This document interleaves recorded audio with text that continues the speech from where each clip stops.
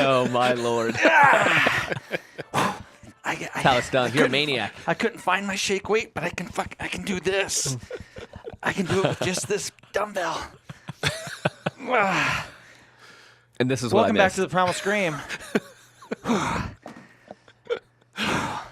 Sorry, I had to get pumped for this podcast, which I am pumped for mentally, but I had to get pumped physically because it seemed like everybody who was coming into the studio tonight was very, very swole.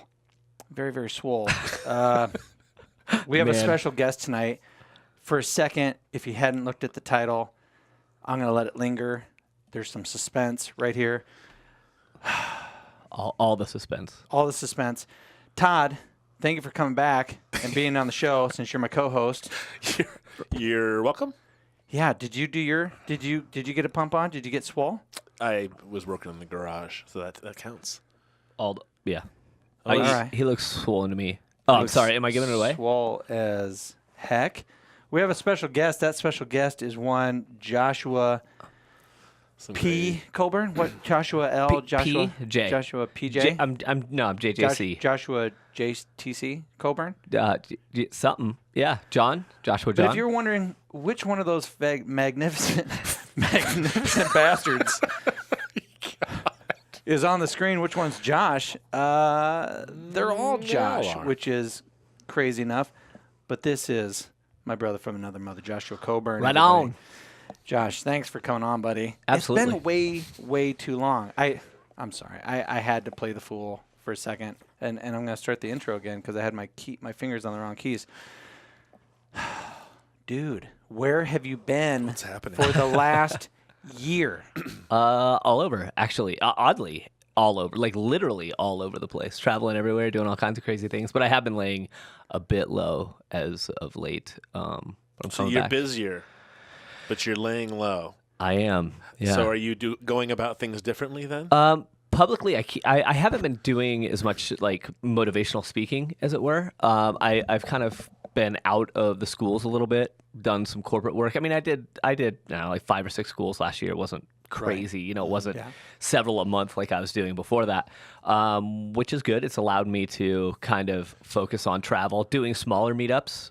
Like I was just in Austin, Texas, and I just posted publicly. I was just like, hey, guys, I got time Sunday morning. I'm going to go to brunch. Where should we go? People were like, oh, go here. I was like, cool. Meet me here at 10 a.m. Whoever wants to show up, let me know. And let's do it. Strangers. How crazy is that? It's like, my mom, of course, was like, oh, my God, they're going to come. They're going to kill you. They're going to skin you. You can't do that. You're right. They're strangers. They're going to eat you So alive. you met and you did what? We just had brunch. Strangers. Met up? People of all kinds, like, you know, woman in her, you know, mid-40s, a gentleman, you know, heavily tattooed dude that's, you know, into cars, you know, some other guys, all kind of different races, different ages, like, you know, from 20s to, you know, probably mid-upper 40s, and just all strangers. Sat down and made friends and had lunch for 3 hours. But these were strangers, people that you'd never met before, Right. but you had put out in your social media, Right. hey, this is where I'm going to be. Let's have breakfast. Yeah, they follow me, which is cool. But Right. they came out. I mean, we interacted a little bit to make sure like we knew where each other was. I'm like, hey, you know, Joshua Coburn, party of awesome. So when you walk into a restaurant like that and you're like, hey, they're like, how many of these are going to be? Well, there's me right now, but there may be a group of Right. 50. Right. I'm not Or there sure. might be 3. Or no, there could be 3. we pre-planned, so we kind of knew within 1 or 2 individuals how many were going to show up, you know. So I didn't expect, you know, 8 million people. I expected, honestly, like 10 or less because, you know, it's Sunday morning. People have late Saturday nights. Everybody works. They don't know me. A lot of fear gets in the way. And we ended up with like 6 or 7 of us, like, you know, something like that. I'll have to look up. Yeah, 5 of us, I think. So for the what were you duration. in Austin for? I was there doing scouting locations for some big projects we were working on.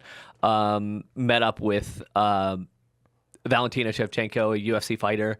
Went to her fight, you know, checked all that out, doing some stuff, you know, bigger kind of MMA stuff, planning some big events that I can't talk about yet. We were hoping you were going to bring up something that he can't fucking talk about. I knew he was going to do that. Well done. I knew he was going to Well done. say stuff like that because Oh, You're your new mysterious. tattoo looks really good. You're like I a am. goddamn mystery man. I am a goddamn mystery man. That's exactly. Actually, I'm going to add that to my title on my website. Yeah, what is it like? Motivational speaker, author, goddamn mystery man. That's it. Yeah, it's somewhere up there. Oh yeah. Motivational speaker, mentor, author, and I like that. goddamn mystery man. Yeah, apparently that's what I am now. I like it. Yeah, that's what I'm going to be. Look at that guy. He's super tough up there. God, with his sunglasses and things. Look at that. It's ridiculous. those awesome. 3 dots in your forehead are just so perfect with those sunglasses. Aren't they? They go well with the Oh, it sunglasses. goes to the curve too. Yeah, You know, you're right. You know what's hilarious about that is those a little story Some is chicks. Mr. Sanjay Patel, who took that, a great guy. Is like, you need sunglasses. Take your glasses off. You need sunglasses. I'm like, I don't wear sunglasses ever. And he's like, anybody in here got sunglasses? And Valentina's manager, Roger, is like, I got mine. They're prescription. I'm like, oh, great. Awesome. But he was kind enough to lend them to me, and we slapped him on, and I looked tough for 30 seconds. That's Well, really you know cool. what? It's not like it's not like you have to have your eyes So open. those are No. pricey glasses. That they look Apparently so. I don't know. Pretty crazy. Don't drop it. They just Yeah. look Just really don't dope. drop it. All right, we're gonna go into a different angle with you. Sure, wherever you want For to go. people who don't know Joshua Coburn, we interviewed this young man 5 years ago, I guess. Four. That's what, 4? Yep. Was what we were talking about before the podcast. 4 years ago, he looked very different. We had met. We had worked it out through Barnes and Noble. Yeah, You were coming in for a book signing, right. and so we wanted to have you in. The lady was like, "You got to meet this guy. He's amazing." So Look at that. Build me right up. yeah, so you came over, opened the door, shocked me like she said you would. That's the best part is that she prepared us. She's like, prepare to meet this guy, and you're gonna be questioning yourself instantly. That's hilarious. She's like, he's like, you haven't seen anybody like this before, and I was like, going, God, what is he part wolf? What is gonna happen Yes, here? actually, And I'm planning now to turn now you are shortly. Yeah. But and I remember like, yeah, okay. She's like, but he is the sweetest man you'd ever meet, and I was like, okay. And so that's exactly what happened. Yeah, But it was That's good to crazy. prep, though. It was good to know there was somebody behind there already. That was awesome. It was nice. We had a 3-hour podcast, Right. and it was nice afterwards. You're like, dude, I've never had an interview like that before. That was not what I expected, Right. and it was just so relaxing and campfire, hang out with your buddies, drinking a beer type of atmosphere, which is what we go for. Right. Yeah, it's perfect. It really affirmed for us feeling good about the podcast. Yeah, because you yeah. had such a good. You said you had such a good time. So. Yeah, did. absolutely. And good questions. That was the one thing I remembered. Like, because if I recall, because I hadn't met you guys before, I come in here and we end up kind of leaving as friends and talking about everything from Bigfoot to Beastie Boys. Yeah. And it was great. Like, dang. That's right. And all the tattoos and the implants and everything. Right. Yeah. Yeah. Yeah, and getting over stereotypes and things like that. Right. And it was just a really wonderful. It was a wonderful podcast, and it's actually, ideally when I meet somebody and we hang out for that long, I want somebody to leave a friend. Right. And when you did, I felt like, man, I can call him, we can hang out, and then from that one podcast spawned a lot of other relationships, and we did a podcast together. You had Right. a show, Well Razor Radio. We'll get into that a little bit later.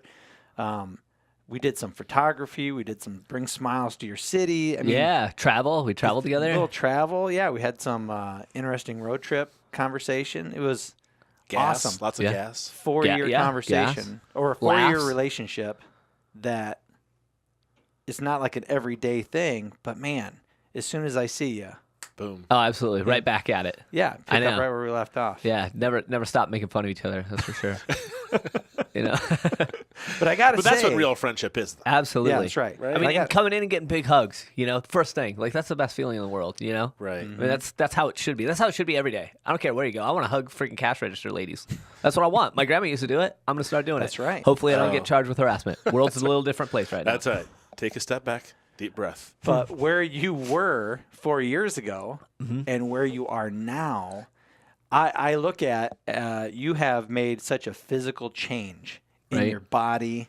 I don't know about mentally, Mm-hmm. where you're at, with your head, with your business, what your goals are for the upcoming years. Where do you see yourself in 5 years, type of a thing. But I liken your physical transformation, just with being fit, to the tattoos. When you put tattoos on, when you got inked Right. for the first time and you were really getting heavy into it, people started to communicate with you differently. Yeah? Absolutely. Yeah. Yeah. So when you really got into fitness and you're posting on Instagram, your workouts and everything, and you show back up and you meet somebody for the first time, now you're you're still the same height, but Right, yeah. you're a much Thanks. bigger, you have a much bigger presence. Right. Have you noticed a difference? Was it another reminder of how people interact with you differently because of how you look?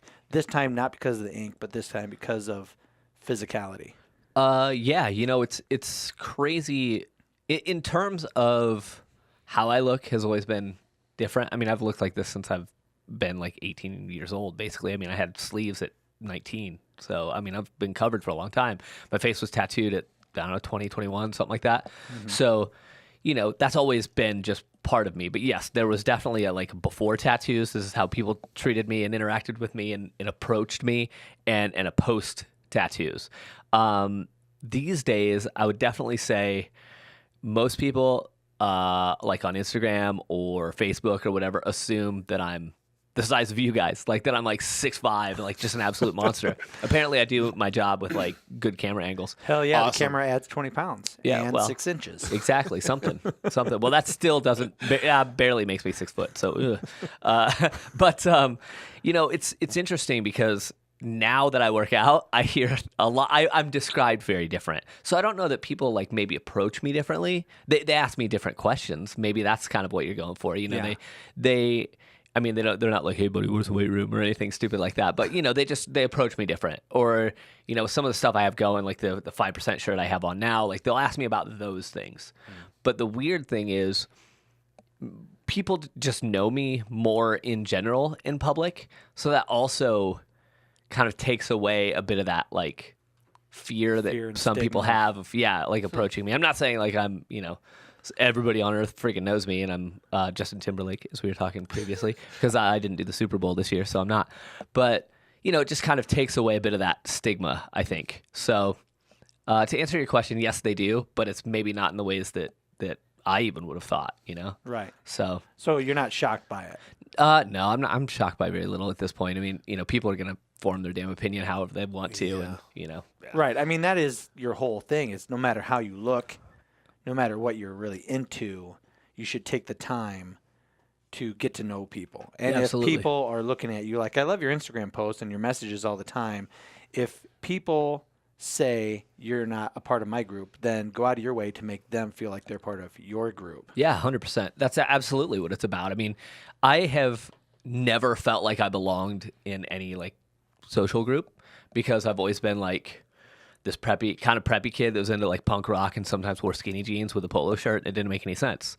And then I was like this hardworking factory dude that, was wearing T-shirts and listening to heavy metal and writing books. And then I became something else. And it's like, you can't be all these things. It just doesn't make sense. So I don't know. I guess I don't fit in any category still. Like I like fitness, I like tattoos, but I'm not really like I'm not a pro bodybuilder. I really don't have any desire to do that. Do I want to be fit and comfortable in my own skin? Fuck yeah, I do. I've always been that way. But I'm also not in the tattoo industry anymore. I haven't been for years. Do I want to get back into that? Nope. Have no desire. Love the people in it, but I don't care. People assume I ride motorcycles. Nope. I don't. I haven't been on a motorcycle tell me since I about was your 12. hog. Right. Yeah. And I don't have nothing against that. It's just, there's still a lot of assumptions, but people from everywhere, if you don't fit in, you can come hang with me. I don't fit in either. That's really what it's about. When you look at the trajectory of your, God, I can't. Trajectory. You're fucking me up now. It's trajectory. Right. Trajectory. Yeah. Before we talk about that, because it's definitely unique. When you growing up as a kid, Was that just farm town Iowa kind of laid back thing? And what was that? What was that like? Divorced parents? Like I'm just I'm not trying to get like dirt. I'm just wondering if it was. Oh, I'll give you dirt. Average, life of. Yeah, Josh, I mean, kid. I grew up small town, Brooklyn, Iowa. Small, your typical Iowa town. Pretty straightforward. A lot of small minds, but also, a lot of farmers, a lot of people that just like went down to the tap and like that's what they did after work, and then they go home and the wife's got dinner ready, and that's kind of what it was. And a lot of kids that grew up there grew up doing what Daddy did. Same kind of thing. So. Yeah, that was about it. I mean, it's just really straightforward. The guy in the truck selling corn and melons out of the back at the what was then the So come were and you go. hanging? Were you hanging with your dad, or is that what you were doing? As No, well, or no. My dad worked all the time. He was it was pretty rough at home back when I was little. I mean, he was an alcoholic and things weren't pretty. And he worked constantly. So there's 6 of us.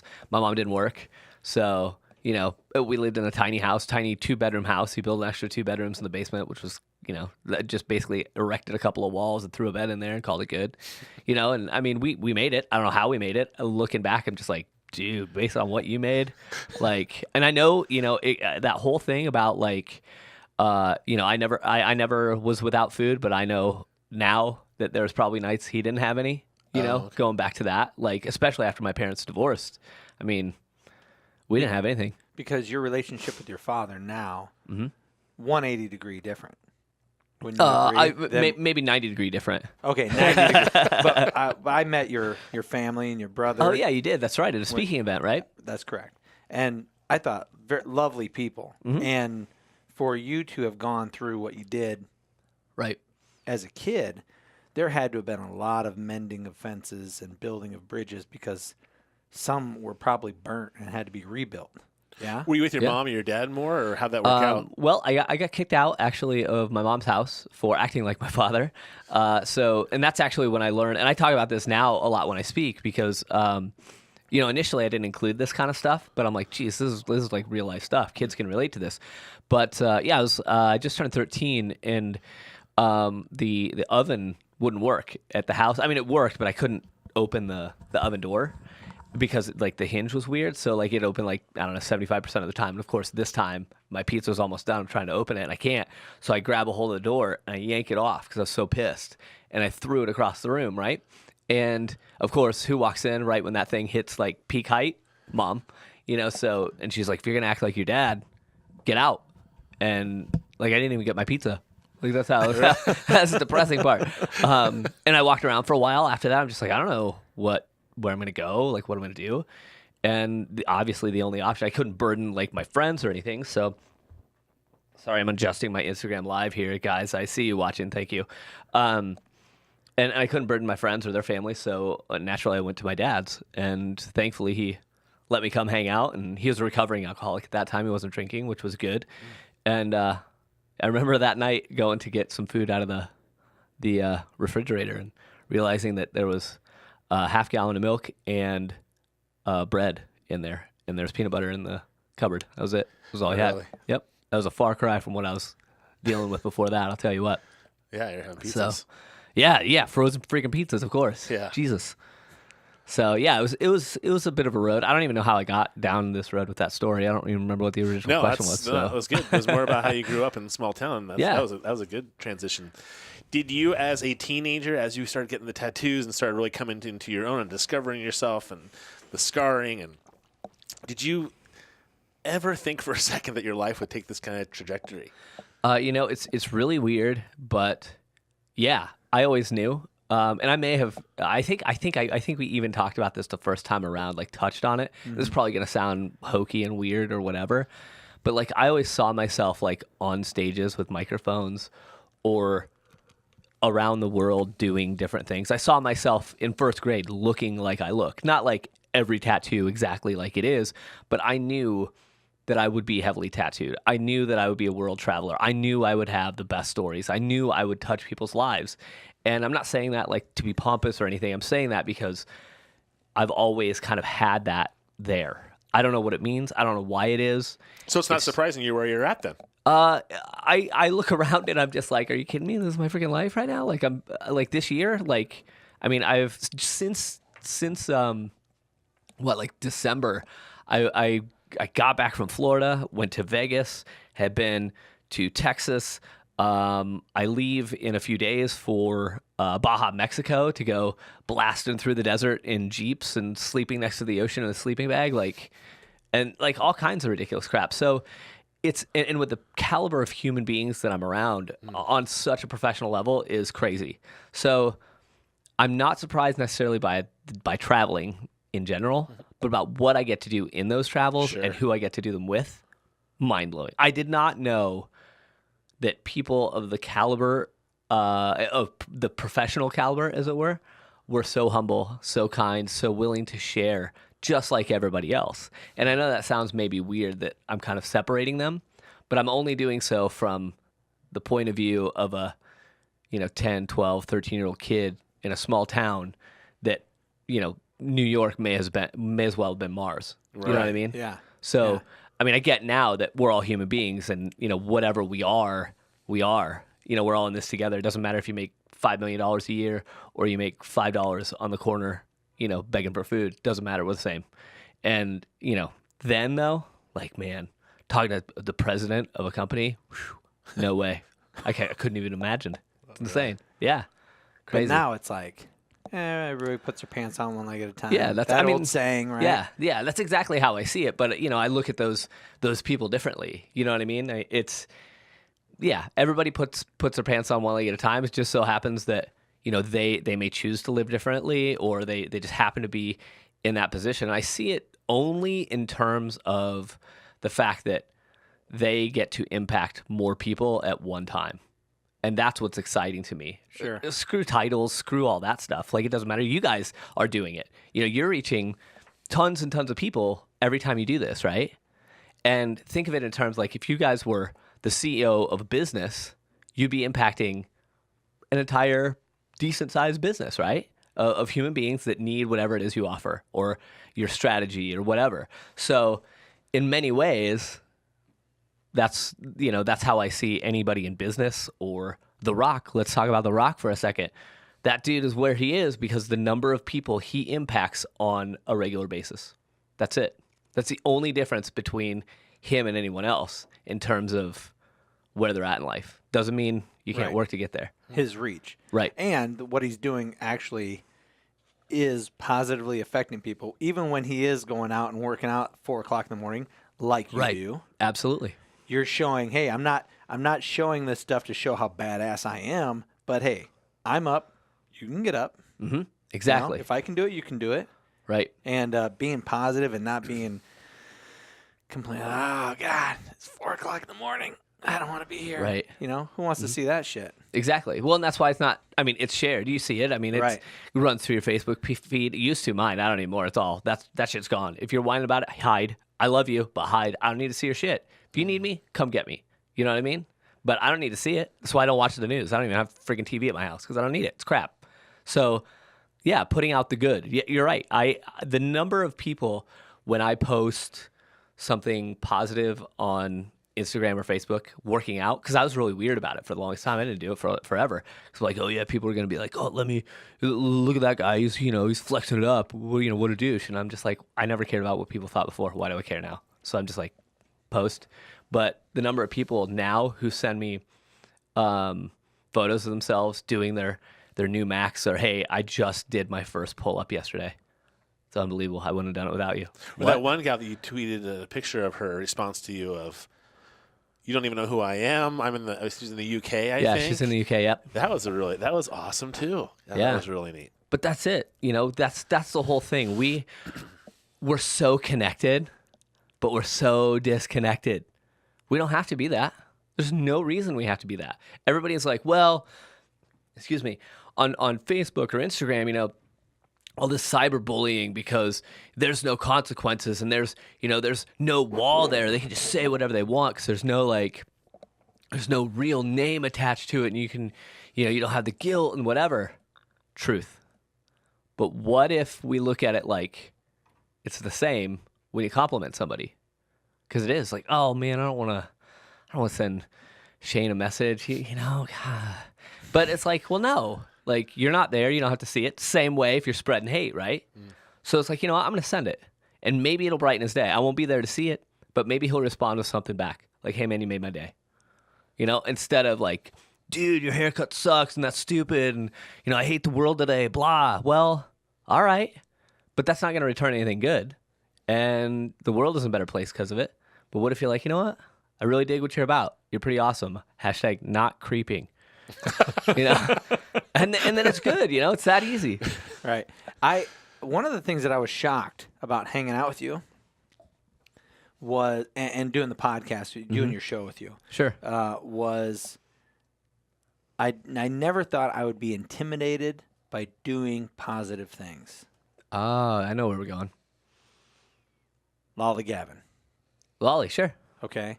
And cloud-covered streets. Yeah, Robert. And we'll talk about that a little bit. Mm-hmm. When we went down to Phoenix, Arizona, and we were having conversations with people who were homeless, Right. it was so daunting to me. It was so overwhelming, such an emotional punch in the gut. And I know that every little thing can make somebody's day. A pair of socks, a handshake, Right.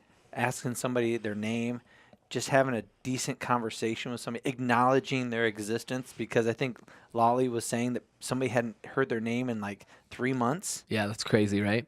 You haven't heard your name in 3 months. I told a coworker of mine that story today. Right. And I said, can you imagine that? Everybody who walks by you pretends that you're invisible.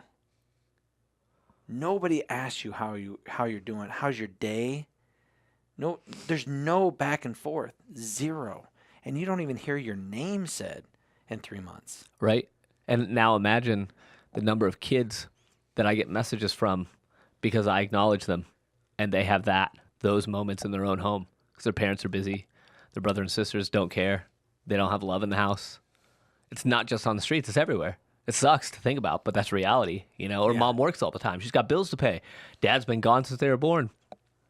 Yeah. Nobody's there to shake their hand and say, look, you got this. You're going to be fine. Who's going to do it? If they're not taught how to rebuild themselves, they're going to be broken forever. That sucks. And that was overwhelmed. That overwhelmed me. Right. I was so caught off guard by how much it was going to affect me and bother me. And I've talked to my kids about it. Now when we drive through the city and I see somebody who's homeless, or and it's inclement weather is happening, you know, we have a discussion about how hard that must be, and we have a completely different discussion than what we did 3 years ago. Right. Before I met people who were homeless. Mm-hmm. Yeah, but that was a shocker for me, how difficult it was for me just to say, you know what?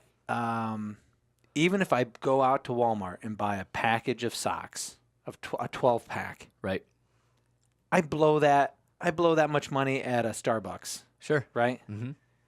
Just to have that pack of socks in the car, and I'm driving, I see somebody who I feel is homeless, and I run on, I'm like, hey, man, or hey, lady, excuse me, do you have a moment? Do you need, I have some socks. Right. Because that was one of the biggest things that we ran into, was somebody saying the feeling of brand new socks. Right. I know. I need to go get some. No joke. But I get you. Yes, totally. But that changed. But even that small, insignificant thing, Right. if I thought too much about it, was too much for me to handle. Really? And I wasn't prepared for, you know how people talk about when you're in a conflict, you have a fight or flight? You were in flight? Fight, flight, or freeze. You froze. And I just froze. Right. And I didn't take any action whatsoever. At least you look good doing it. Freezing. Sorry, I just thought I'd break it up. Got a little serious there. Yeah, it's super serious. But no, I absolutely get what you're saying. I mean, subject matter like homelessness, especially once you put yourself against it, into it, is definitely heavy. You know, or you know, messages I get via DM or whatever, like the one that you mentioned earlier. You know, I mean, people send me all kinds of stuff, or being in front of homeless individuals and hearing their stories, what their reality looks like. You can't carry that as your own, but you can acknowledge it as your own. Do you kind of feel like you were working on Josh Coburn and doing all these things, and then all of a sudden you started realizing that it really is not about you, but what you're going to give back to the world around you? So all the interactions you have, the ease for which you give positive affirmations, is that becoming like your focus then? I'm just going to be the kindest person I can with the most positive interactions and just takes what's given back to me? Yeah, absolutely. I mean, that's been my goal since the beginning. Once I kind of hit bottom and started rebuilding, and I know people have probably heard the story before, and if you watched any of my videos, you've heard it. But when I started writing myself little notes to myself, like, smile, they're contagious or whatever, to remind myself to practice happiness.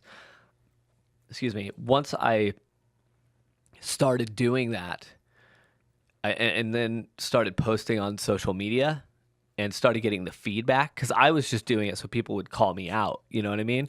Like, hold yourself accountable, kind of? Yeah, Okay. exactly. They'd be like, dude, you're talking about smiling. You're not smiling. What a dick. And I'd be like, I know. I'm sorry. I got to get this. I got to fix it. And hey, I'm trying. That's why I'm doing this. That was really your motivation at the beginning? Yeah, that's the only reason I would do it. And to be quite honest with you, sorry, listeners, to maybe disappoint you, but I still do that for me every day.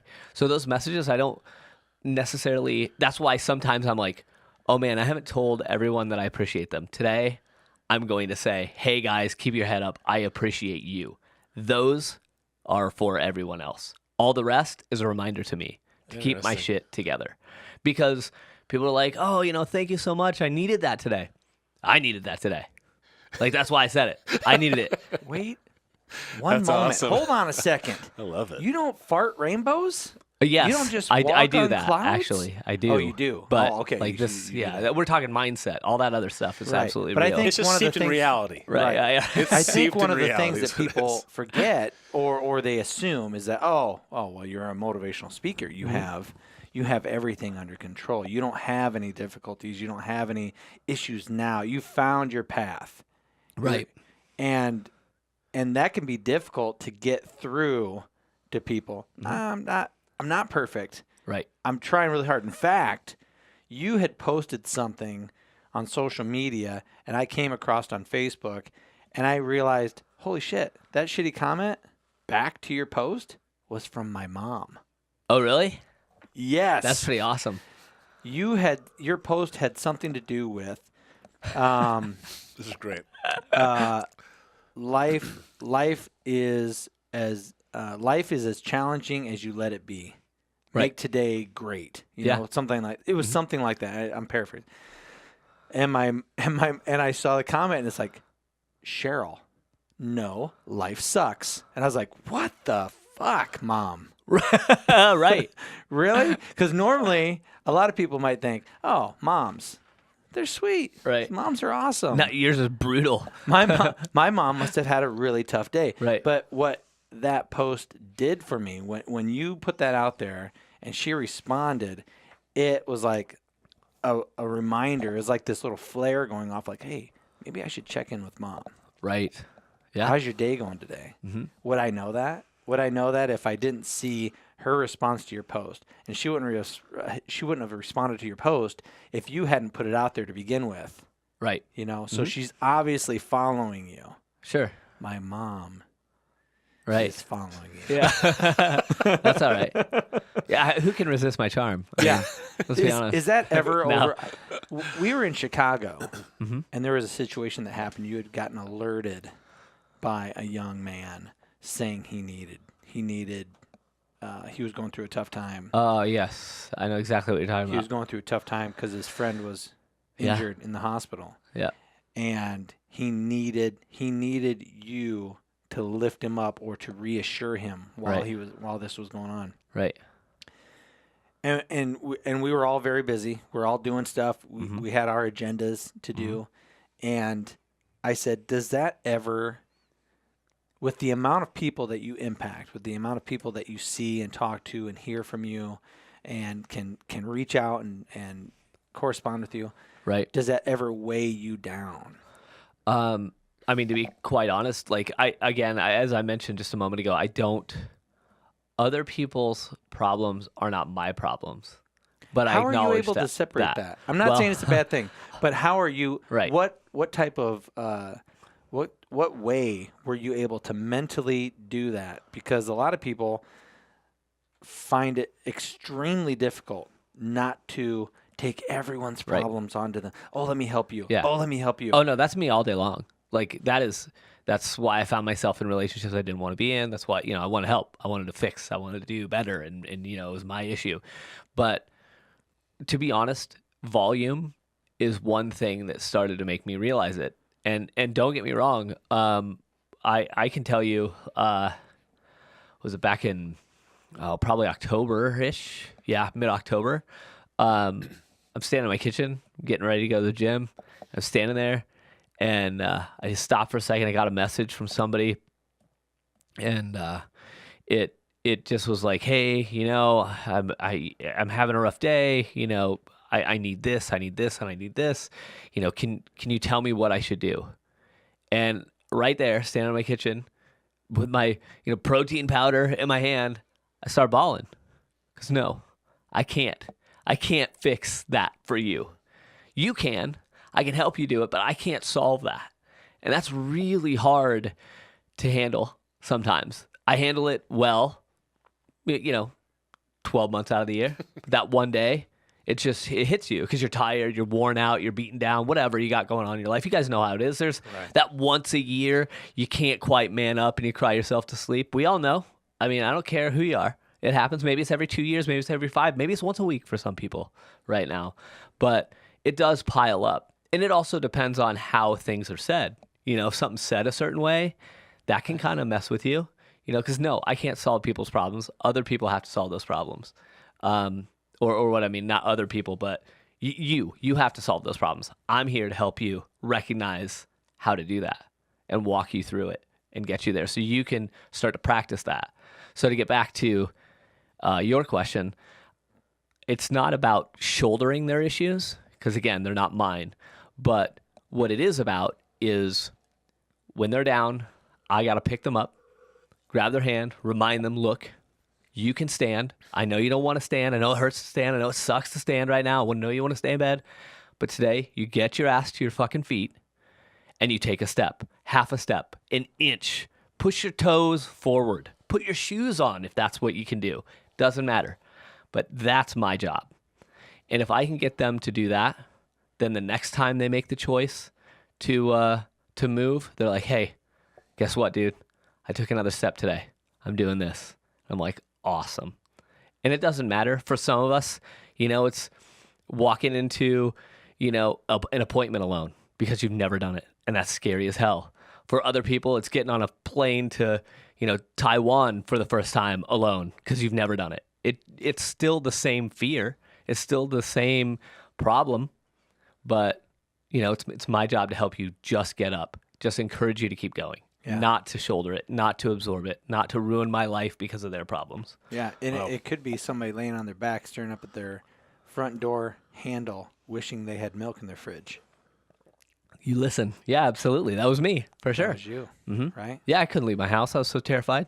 Absolutely. For years, I struggled with that, I mean, that lasted, I don't know, a good few months, but because I was afraid of what people would say about me when I went outside my apartment. It was safe in there. I noticed that you have a new tattoo, and I know you put that on Instagram. Yeah. But on the side of your head, and I believe the camera is right on that angle. Yeah, this is your camera here. That eloquently, beautifully scrawled out on your head is PMA. Correct. Yeah, PMA. Absolutely. Positive mental attitude is what it represents. So, yeah, and that, to give it a little history for those that don't know, there's a book called Think, Grow Rich that came out years ago, and it had a reference to positive mental attitude.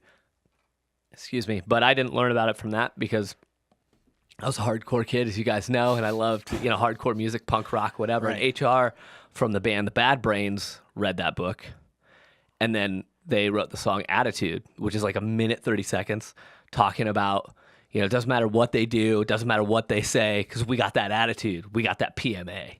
And I'm just like, whoa, what a lo-fi punch in the face.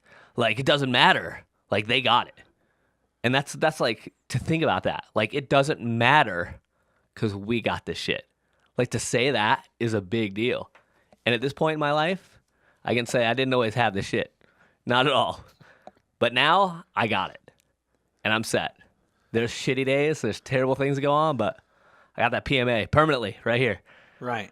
Yeah, How many people, this would be really interesting to me, like how many people would say, yeah, Matt, I live by this rule. I have these 10 things that I never bend on. Would you write them on your skin? Would you put it on your forehead? Right. Would you advertise to the world, I'm never going to swear, I'm never going to say the F word, I'm always going to treat people decently? Right. I think some people say that, but they don't have to brand themselves. They don't have to show everybody, hey, by the way, this is exactly who I am. This is what I'm telling everybody I am, and I better live up to that standard. And I know that's a reminder to you. Absolutely it is. But it's also a way of keeping you accountable to everyone around you. You know what I'm saying? 100%. I that would be extremely daunting for me if I were to think of the things that I think of matter the most. Right. Just as a way of living, as a way of treating other people. Would I have the courage to put it permanently on me? I don't know. Well, and I think that goes back to what you said earlier, which is it equates to almost the same thing. You didn't get the tattoos for anybody else. No, they're not all for you. They are for me. Absolutely. A lot of And people. whatever you get, good or bad, is a reflection of that. Yeah, So totally. It's just one more reminder holding yourself. It's like the tweets are about you, not about anybody else. Right. And I think that's what keeps things authentic. I like to think, and maybe I'm entirely wrong, Instagram, Facebook, you can tell me.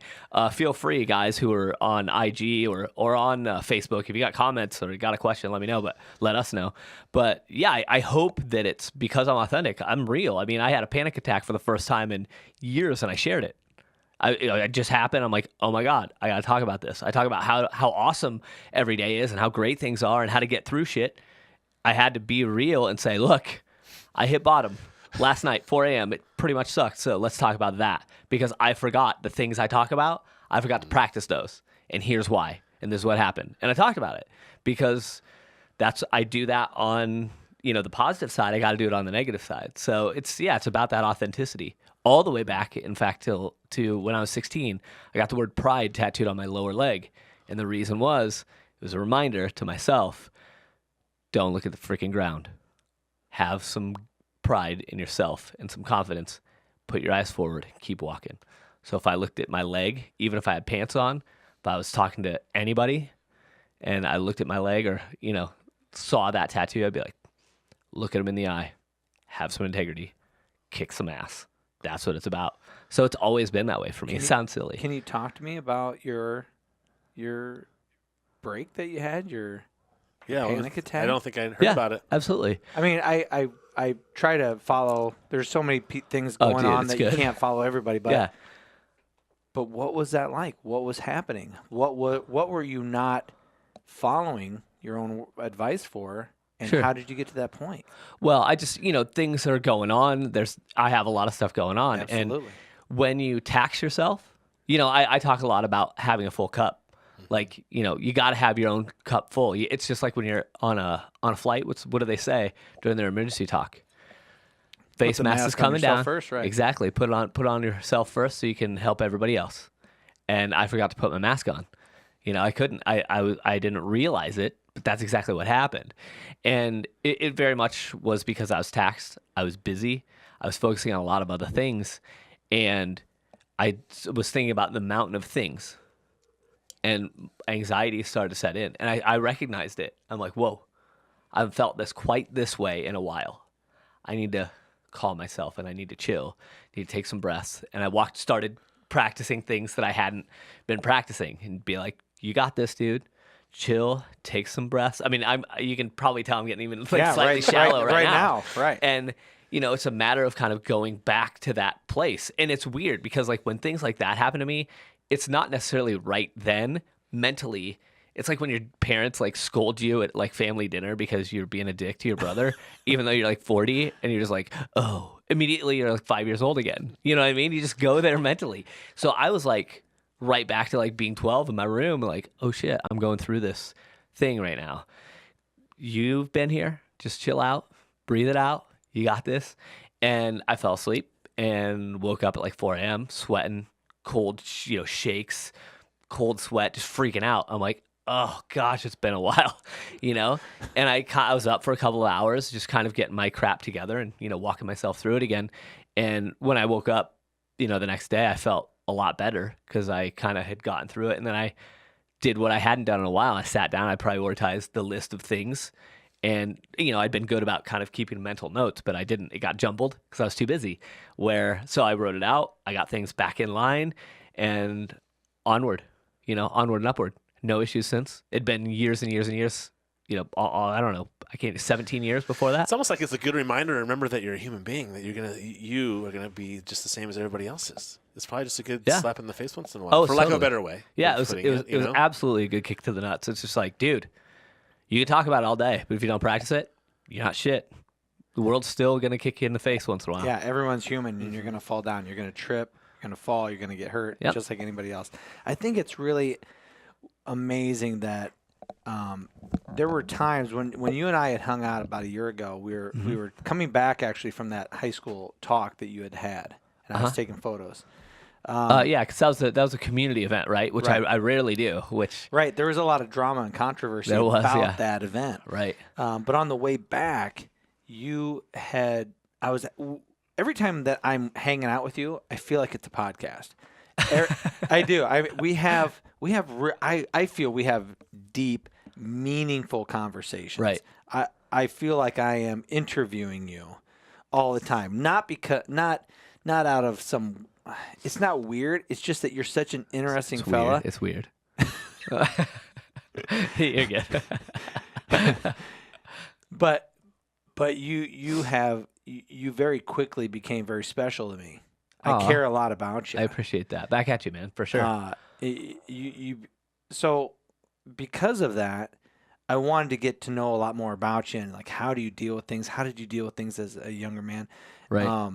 And when you hit a hurdle, when you hit a speed bump, how do you deal with it? And one of the things that you had said, which it actually kind of troubled me a little bit, and I was wondering, is this a positive or is it a negative? Right. And that was you saying, hey, man, it's in the past. I don't hold on to it. I don't dwell on it. That's what happened back then, and I'm not emotionally attached to it now. Do you still feel the same way? And do you feel like do you ever feel like you're missing out because there is some positive something to holding on to some of those feelings from the past?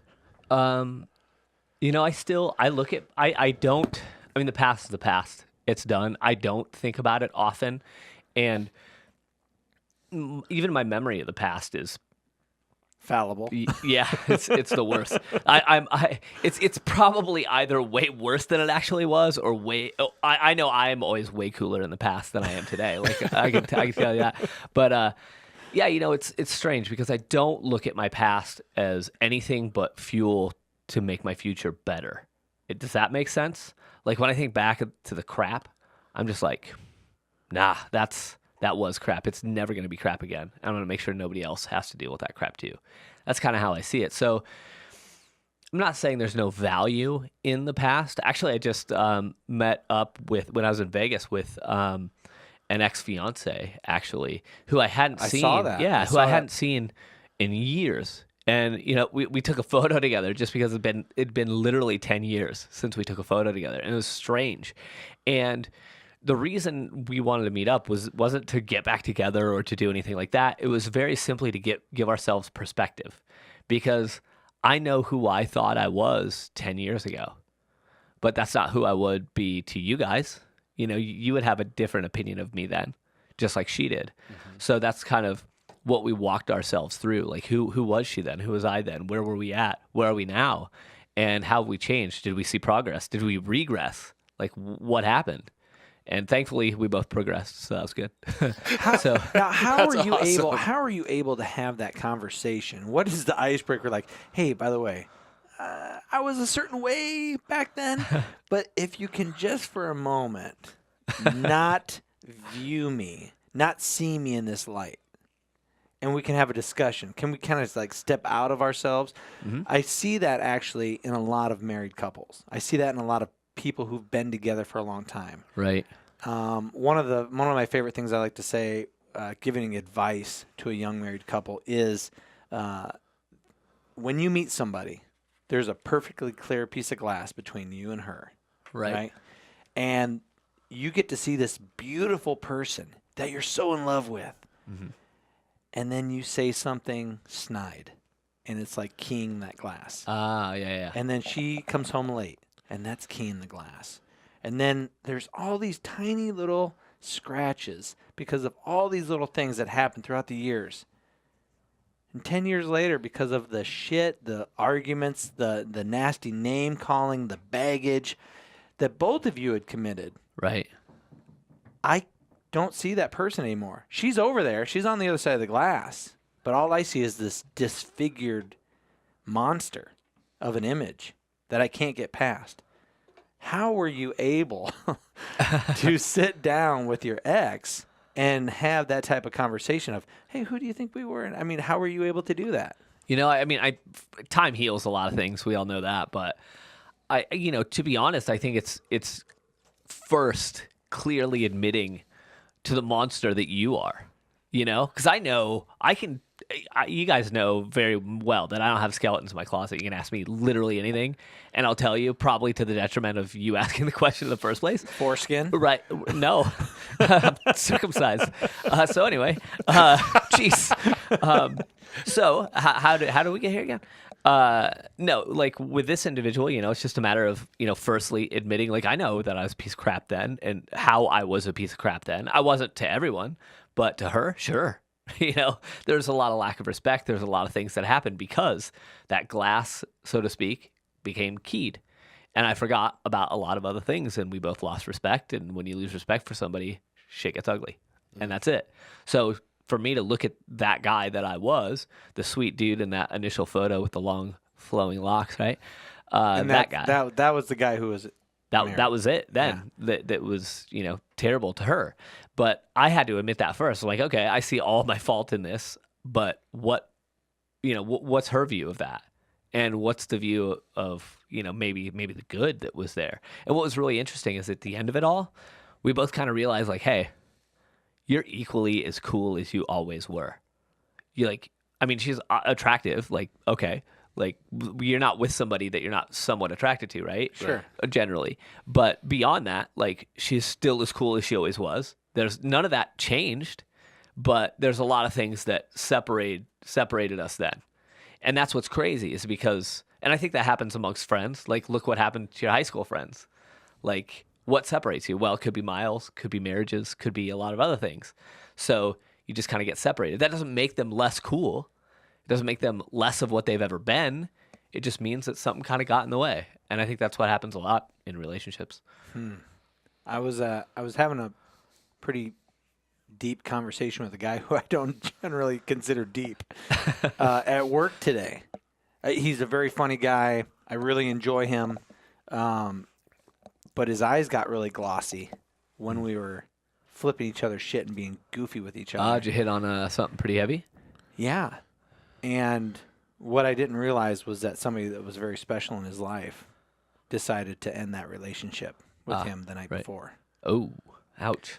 And so we were talking through this, and I said, he was giving me examples of what he had said to her, right, and what he was planning on saying to her on any future stuff, what he wanted, what he was going to miss out on, how he was feeling, why was he so sad, all of these things. Right. And he would give an example of, you know what sucks? I just bought a new fishing pole, new tackle box, and a new mountain bike for her son in December. Why does that suck? Because I'm not going to be able to go fishing with him or go mountain biking with him. And that's what he said. He didn't say, I just wasted a bunch of money. He said, what I was getting at. That's awesome. I just did this stuff because I couldn't wait have that activity, that time with him. That was my plan. I was planning the future, and I won't have that now. Right. And when he said that, it made me think of my mother, who's been single since I convinced her to divorce my father. And what she misses most about her relationship, about having a relationship, was just someone to care about her, someone to meet up with her, go to a movie with her, have a conversation with her. And when I said that to him, I said, why can't you still have that? There's other baggage. She still cares about you, and you still care about her. Mm-hmm. Just you two individually would be great together. As humans? As human friends? beings. Absolutely. But it's all the other stuff that encompasses your life. Right. And what encompasses her life. Right. That doesn't let you come together. Right. Right? So don't ruin it. Because he was telling me what he was planning on saying. I said, the thing that you're planning on saying is horrible and cruel. And you're saying that. Right. You're saying it so that it's easy for you to cut away those feelings and move on. But you don't feel that way. Right. You've thought these things, and you're thinking that she's thinking these things. But now you're putting thoughts in her mouth. Right? You're putting thoughts, you're imagining the worst case scenario of her saying certain things she's never said.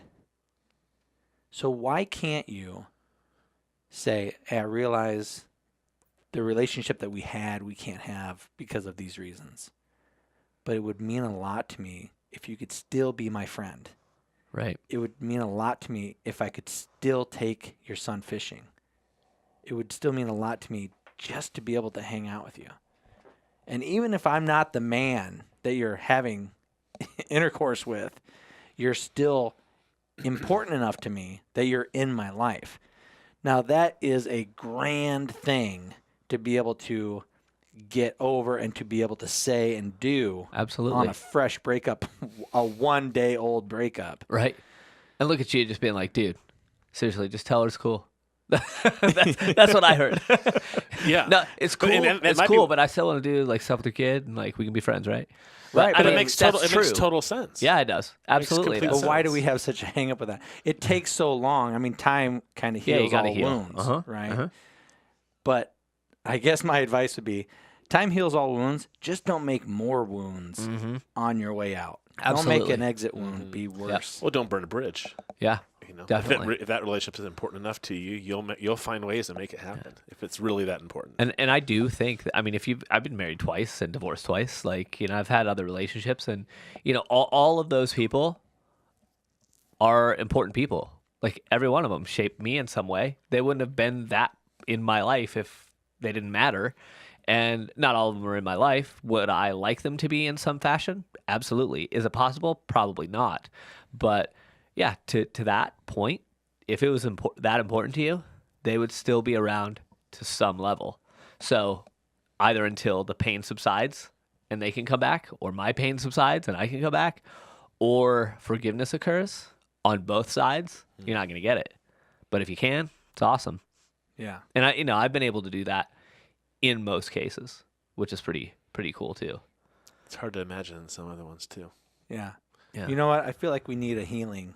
Like, maybe you and maybe we should We need to hug it out. we should positively deal with our breakup. What? Let's talk about Are we gonna do it? Let's talk about things back in the day. All right, let's do it. Going back to the Well Razor Radio. Is that where we're going? Is that it? It's painful. Is it? It's painful. Yeah. Before I get too verklempt, I want to say thank you to David. Patrick Lomentini is watching. Yeah, thank you. Pat's What's watching. up, Patrick? We're going to be talking about you, sir, in one of our favorite podcasts. Bob Schmidt, Jen, Jenny, Brandon, Karen, Shane, Stu, Perry, Eric, Taylor. Thank you all very much for watching the podcast tonight. If you dig Joshua Coburn as much as I do, which I doubt you will, because Whoa.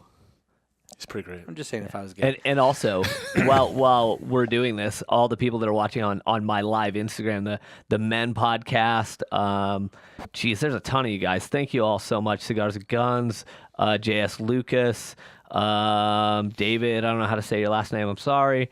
John Myers, all of you guys, thank you for watching as well.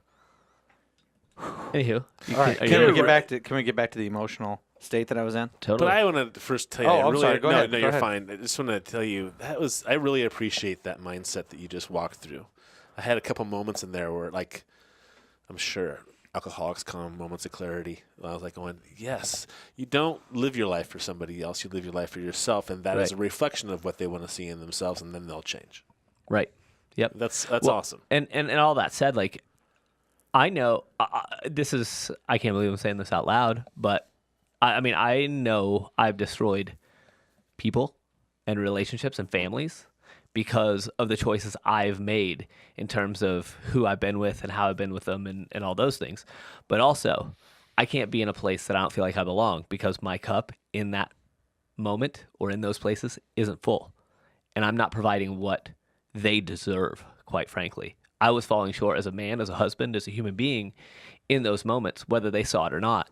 And even though I left, even though families were upset, even though people were hurt, my extracting myself made me happier.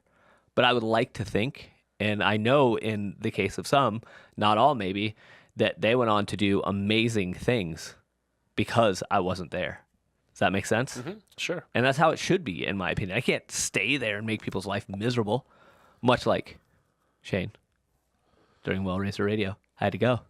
It was time. No, go ahead. What were you going to say? All right, let's. If I may, I didn't mean to kind of. Joshua, can I ask you? Yeah. Let me ask. When you came after that first interview that you had with us, right? We got to hang out and have a good time. What were your hopes and expectations of having your own podcast of Well Racer Radio? After the first time we did the show, or you're talking the very first time I was ever on this show with you guys? Well, I mean, you were on the show with us, right? And I had a great time. Mm-hmm. You had a good time, and then you thought, and correct me if I'm wrong. If I'm remembering this wrong, correct me, please. But then it got in your head. You know what? I should do a podcast. Right. Podcast would be great. Mm-hmm. And then you were talking to somebody that you had in California, right? No longer, and decided, you know what, I could do it, but I really liked the chemistry of these other guys with me, right? Because it was very comfortable, and it would the atmosphere would be kinder, for sure. So what were you hoping for when you did your own podcast? Well, I'll be honest. I came into it hoping to learn, and then I could go solo, which is what I did. So, too bad, guys. Okay. No, I'm just kidding completely. He just like the lead singer, dumped the rest of the band. Justin Timberlake our ass. Oh, yes. See in sync. I'm bringing sexy back. That's right. No, honestly, like, because when you're talking about all that, that's all I could think of. I'm like, oh man, this is like Van Halen all over again right now. And actually, frankly, I'm a little disappointed you guys didn't like just find some other guy and replace me. I thought maybe you would. You are irreplaceable. That's right. That's all I wanted to hear. That's exactly what I was looking for. Thank you. I don't want to guilt trip you at all. No, I'm just messing with you. I don't. But here we go. Guilt trip. I really miss it. You and I have had back and forth conversations, on text, sure. saying, "Hey, I'd love to hang out. When are you gonna be in town?" We don't make the time. Right, we suck. We do. Yeah, but look, I mean, you're really busy. I'm not that busy. I just have a family and another job. But this was that excuse to have some really good quality. Absolutely. Yeah. Best friend time. Yeah, I'll take it. That's one of the positive things about having a podcast with your best friends. Right. Is you're carving out time, therapeutic time for yourself to hang with your buddies. That's a really good point. Yeah. I didn't look at it that way. Like, honestly, I looked at it as work, not the. You son of a bitch. No, not. Not in the moment.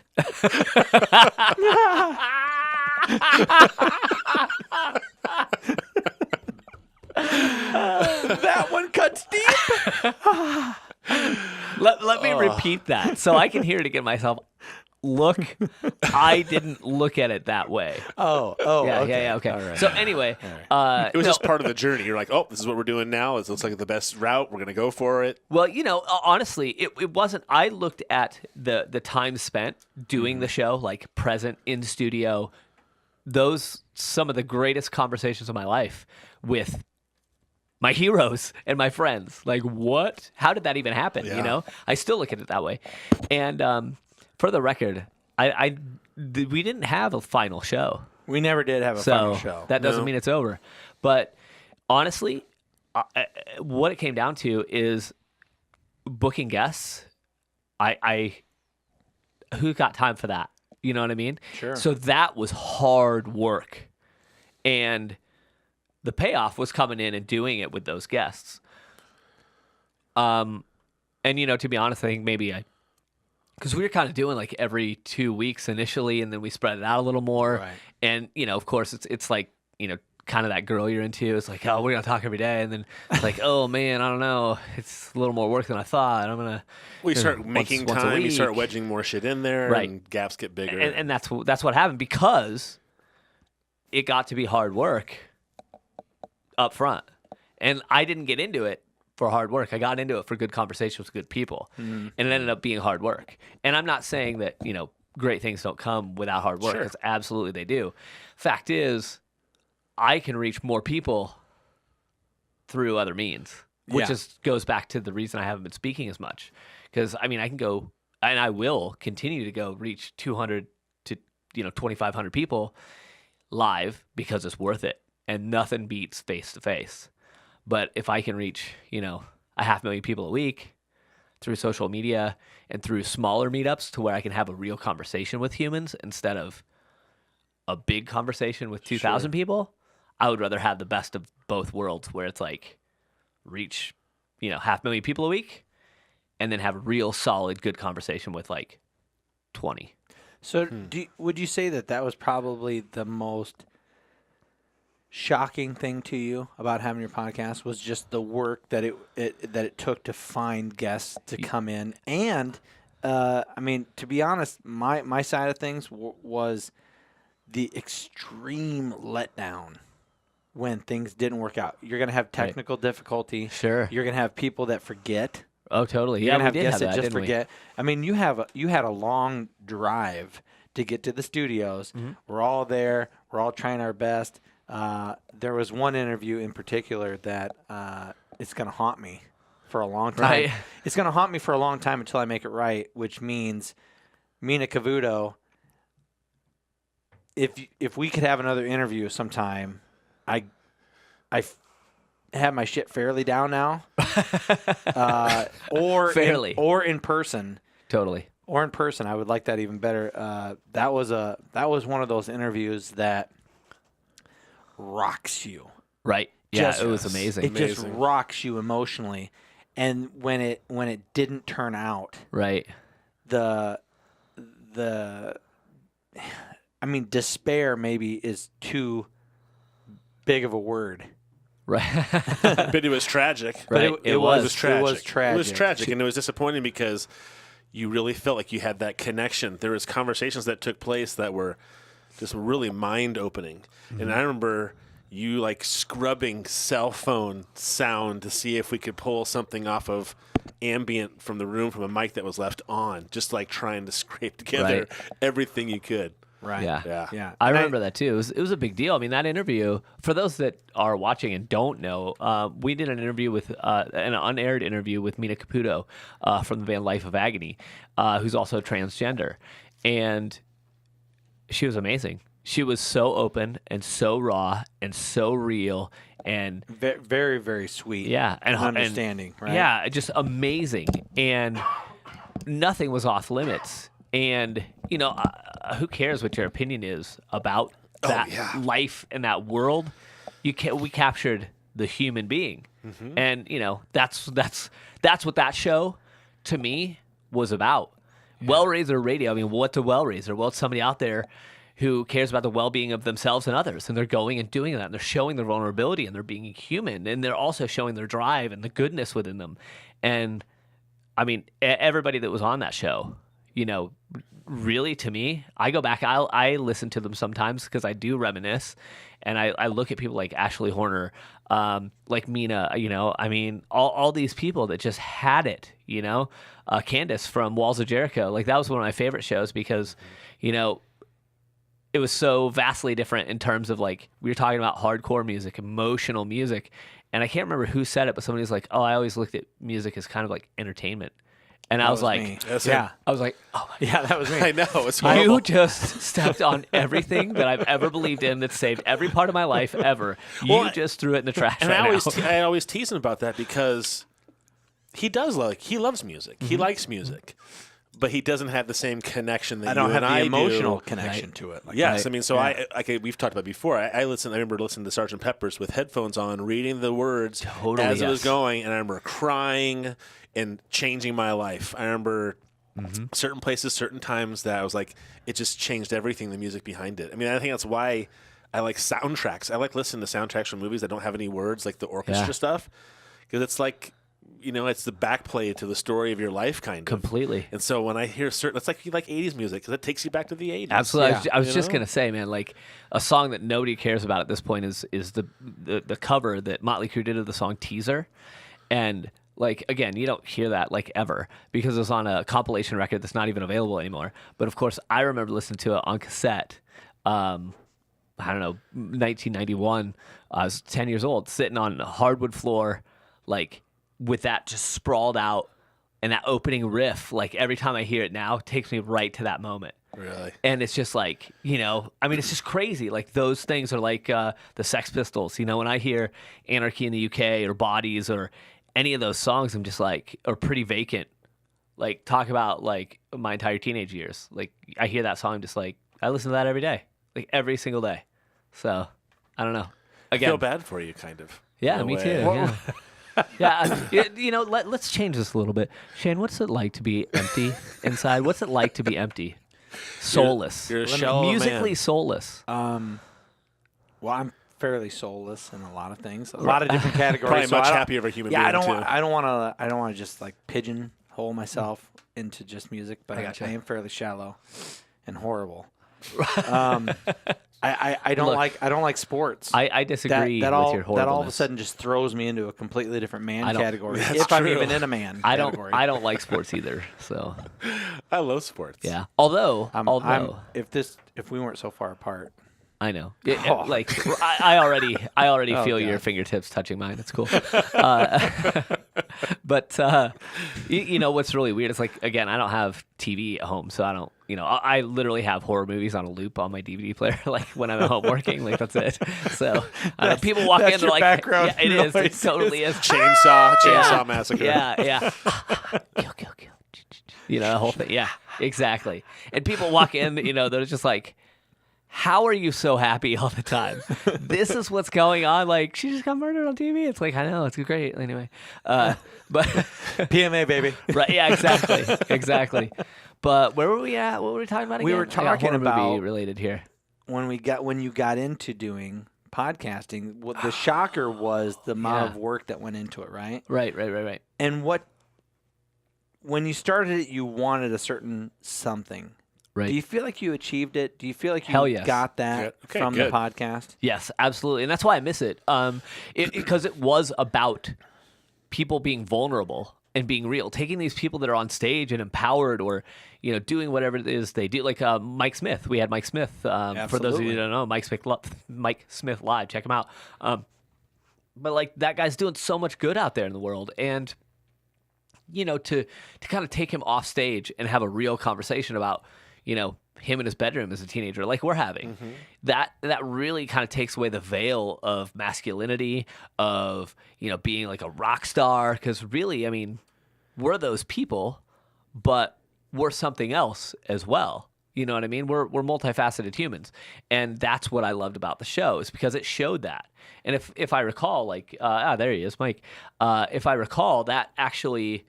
He was driving and then he, you know, because he's on the move. So he was driving right. and he He got was- out and he sat down. He's like, I found a quiet place. Like, I A hope lot you guys like don't mind. Justin Wren.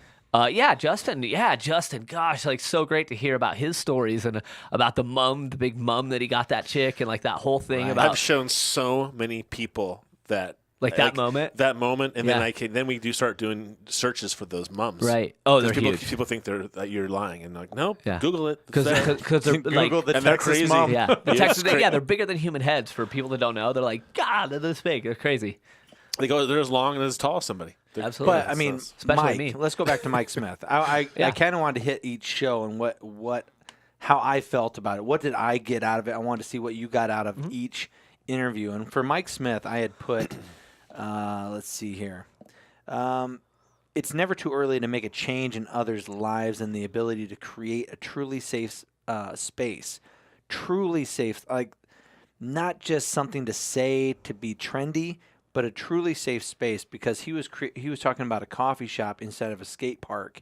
Right. That even girls who were prostitutes could go and work at, and for a moment be looked at and feel normal. Right. Absolutely. That was one of those moments where I thought, God, here's this guy who in high school realizes this fundamental truth of who he wants to be and how he wants to impact the world.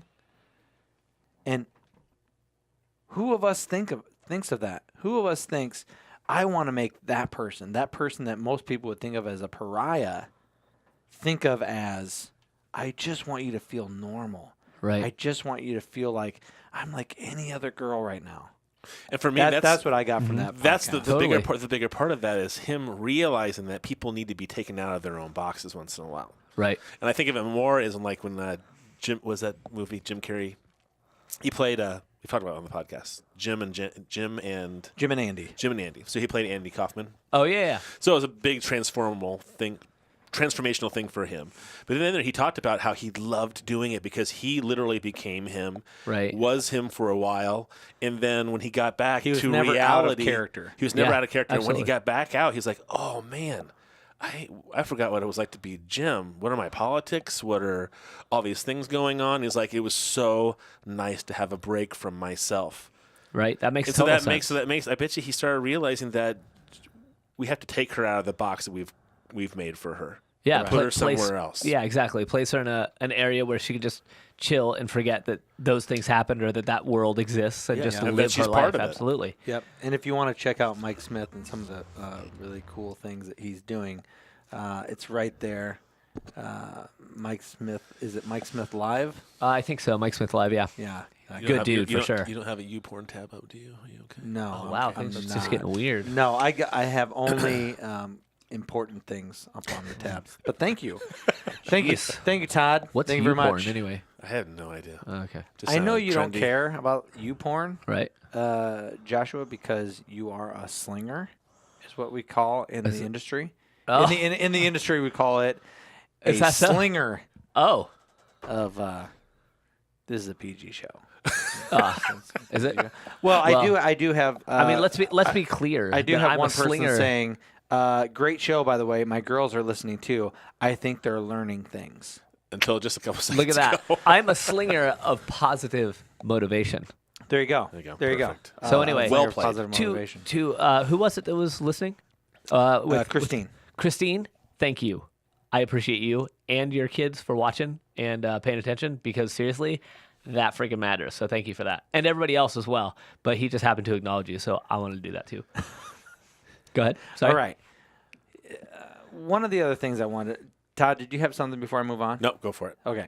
One of the other things was there an expectation or a want or a desire that you didn't feel fulfilled yet by a podcast? What were you hoping for that you didn't get? I had literally no expectation. Like, I didn't. I got everything I needed out of it, and I put everything I had into it. And as I said before, it just became more work than I had time for at that time. Will it happen again? As weird as it is, back to our talk earlier, it's not over. It just may not exist like it did before. Does that make sense? I don't know what that means yet, but I know there will be a thing.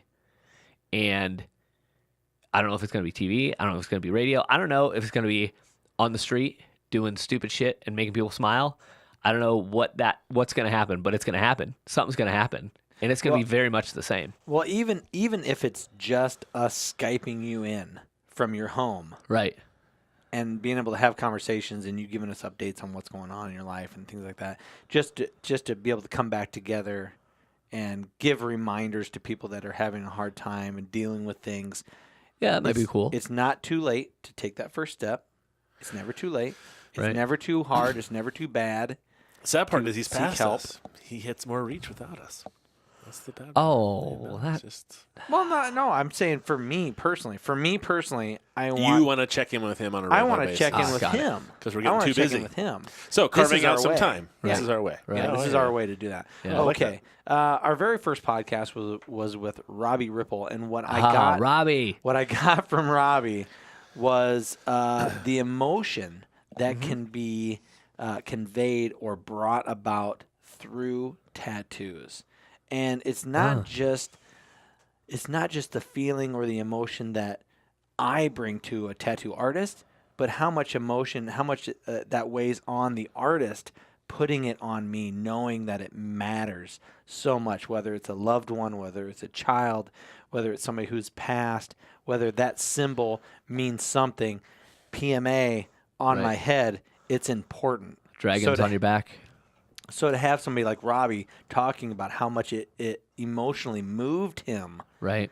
to do some of these tattoos meant a lot to me. Yeah. Just being able to talk to him about it. You're able to, when you interview somebody like Robbie, to start to see people in a completely different light when you start to have long form interviews with people. And people Absolutely. are like, you know what? It's not a 5-minute sound bite. I don't have to be perfect. This is the reality. This is some of the stuff I've seen. Yeah, it takes down the walls. That's the Right. big thing. That's why I love that show, because it makes them human. For those that don't know, Robbie was on the show Ink Master. He's a tattoo artist.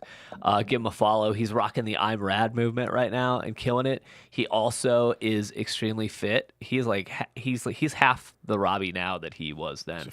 That is the Robbie Ripple Yeah, look at that guy. website. You can go and check that out. He does a lot of very awesome cartoon tattooing. Yeah, he's a good dude. I was getting tattooed or my lady was getting tattooed by a gal who I was chatting about Robbie, and she kind of looked at me and was like, how do you know Robbie?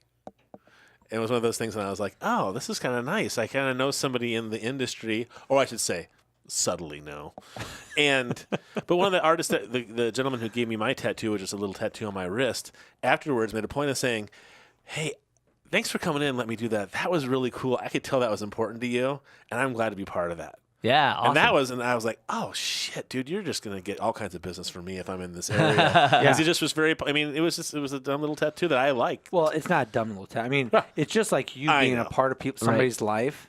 You're able to interject. You're able to guide maybe a little bit. You're able to lift up, give an encouraging word to. Right. You're now a part of that person's life. Yeah, know what I mean? absolutely. I mean, that's a memory that you're going to have, even if you never make it there. And that individual may have no memory of you. Not to, break anybody's hearts here, but, Sure. He sees a lot of people, and that's a good opportunity. But the fact that he left an indelible mark on you is what's Right. more important, in my Exactly. opinion. Yeah. I mean, that's Maybe huge. he understood that I was one in a million people that he was going to interact with, and he Right. gave me a moment, and that was good. Yeah, absolutely. That's was great. That's the thing that still blows my mind, because people are like, "Hey, what's up? It's so good to see you. Give me a massive hug." I'll be like, looking at ramen noodles or something, at the grocery store. And I'm not even joking. Like, people walk up like, "Oh my God, Josh, holy crap. Give me a huge hug." And they'll tell me about, their brother and their dad and all these things. I don't have a clue who they are. But you know what? Doesn't matter. It doesn't matter. They know me from something. Whether, and you know what? It might be, we've maybe never even met. Like, it could be back in my tattoo shop days and I pierced their belly button when they were 15. I don't know. But for real, but it could also be that they know me from social media. And if that's the case, they feel like they know me. So, and they know I like hugs. So they don't hesitate. I'm a friend that they've never met. And I mean, keep in mind, it can be a little weird, so please understand. But, they'll come up and give you a huge hug. And it's like, I could be like, whoa, who are you? What's this about? I don't care about your dad. What the hell? And the fact is, I do care, number one. And number two, I can't take that moment away from a human being. Like, they're pumped to be in this situation, whatever it is. Why would I go interject some negative crap to it? No reason. I'll give them that moment.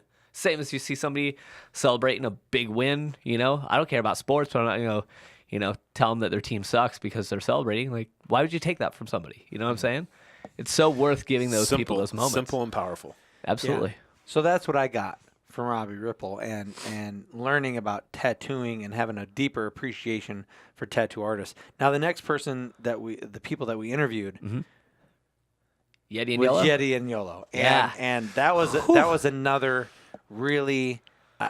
It's overplayed. Unique. It's unique. It's unique. Absolutely. It's powerful, and I hate to say powerful because I feel like it's overused a lot. But with Yeti and Yolo, what I got from this was take the time to learn who you are, start your journey, and be comfortable in that journey solo. Right.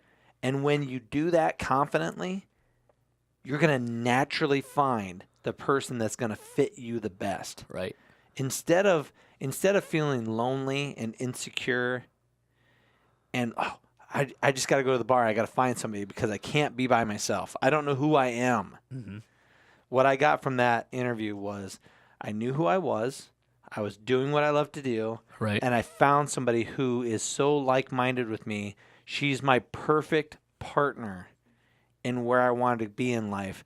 And Yeti and Yolo, it was an absolute pleasure and honor to interview you guys. It was so unique, and it was even more awesome that you were doing it from your phone in your Jeep when you were out on an excursion. Yeah. In the desert house. Yeah. It was sick. Yeah, because they had to find cell signal, right, to do it. Yeah, absolutely. What did you guys get from that interview? I mean, I'll toss my 2 cents in because I'm headed to see them in like less than 2 weeks, I think. Right at 2 weeks, we're heading to Baja, Mexico by way of California. So I fly to San Diego. They pick me up. We cross the border. We head to hostels, and then from hostels to middle of nowhere desert country in Mexico. So, I love those guys. They are literally two of my favorite human beings on this planet. And it's not because they're friends. It's because of who and what they are. They're just real, and how they authentic live their human lives beings. and how they look at life, right? Yeah, Probably two of the more genuine people I feel like I've ever met. Yeah, that's what definitely. I got from it. I was like, I feel like I'm watching like two, and I think even was said during the podcast of like, do one of you blog? Do one of you do something? Because I want to be listening and following and doing what you're doing because you're so positive. Mm-hmm. I mean, I think I remember hearing that at some point. But that's the way they came across. Is you wanted. We love genuinely awesome things or genuine people, and you're attracted to that genuineness. And I think that's why I think that's what is attracted to you. I think it's what for them too. You're genuinely who you are, and there's no bullshit going on. There's no having to get through the fog and figure out who's who and what they're really like, and maybe they think this. It's just this is it right here. What you see is what you get. And there's no games to be played. If you want to join in, awesome. Love to have you. If not, hey, that's cool too. When you're ready, let us know. Exactly. Right. And that's so how they are, and I love them for it. That said, you guys have never met them in person, and they'll be. I haven't, and they were supposed to be. Wait a second. No, they'll be here in like next week. Yes. So what? Yeah.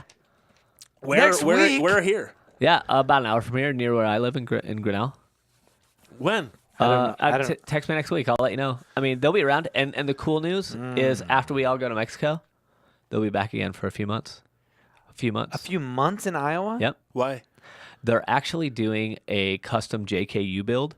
Took it from because I flew now for some of our listeners, Joshua, a Jeep, custom Jeep. What JKU means. Yeah, I say JKU like I know Jeep stuff. What is that? What is that? It's just a 4-door Jeep, badass Jeep. Like, well, it wasn't. It was just a slightly more than stock Jeep that Ryan, a buddy, and I went to pick up in L.A.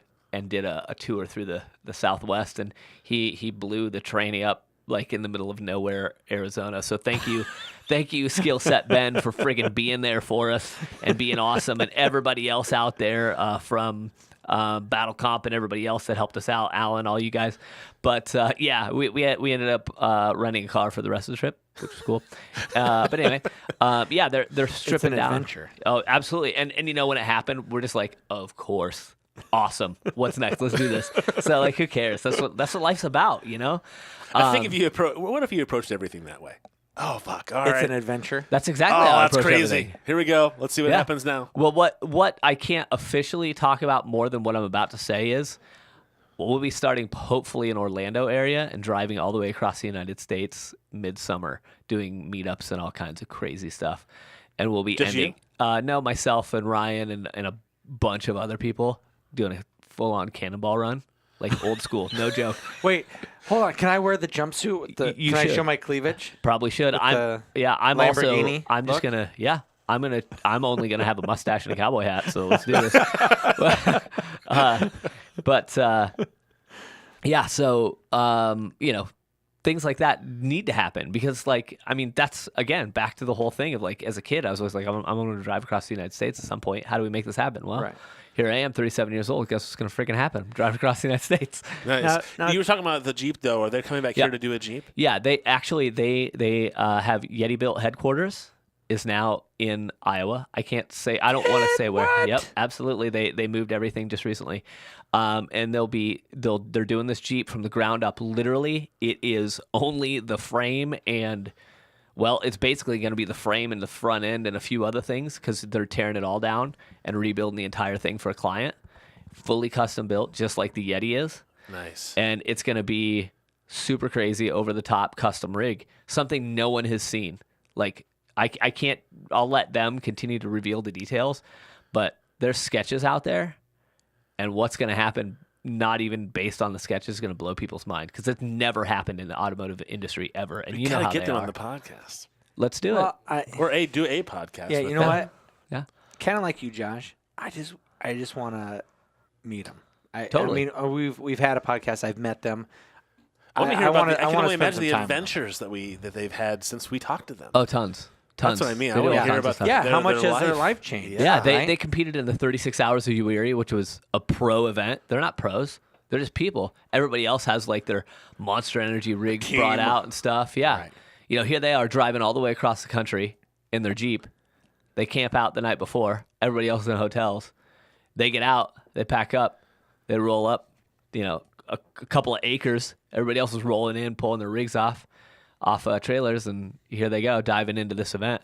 You know, like who does that? Well- like they're living it. Right. That's They're- awesome. That's exactly it. They're living that lifestyle where other people just transcend into it and Right. then live it for a weekend and then get back out. Yeah. Where they're doing it constantly. Absolutely. Right. And while they're building this Jeep, they're kind of rooted for a little while, so they have a place locally they're staying, so they can do the work. And then once done, gone. Adventure time. You know, because that's how they operate. And just real awesome. quick, my phone is dying, so thank Hey, you. do you need to plug it in? I got a charger. Do you have what? Do you have an Samsung? iPhone? No? iPhone? iPhone. I need an iPhone. I have an iPhone charger upstairs. I'd love that. I'll get it. Awesome. Okay, people You're on awesome, IG, I'm Todd. still gonna be here. Sorry about that. My there's- phone's kind of dying. There's a USB port on the side of that charging unit. Okay. And you can just plug it right in there. Cool. You know, we've talked a little bit about. We talked actually quite a bit about Lolly, Galvin, Yeah. and Candace. Mhm. But you know what I got from Lolly, the ability to see humanity and not the human. Yeah, that's cool. You way know to what I look at it. mean? Yep. Because I don't know if I said it on the podcast or not. I've told many friends this story, and just recently, I was at work one day and I was eating trail mix, and all of a sudden my front tooth just exploded.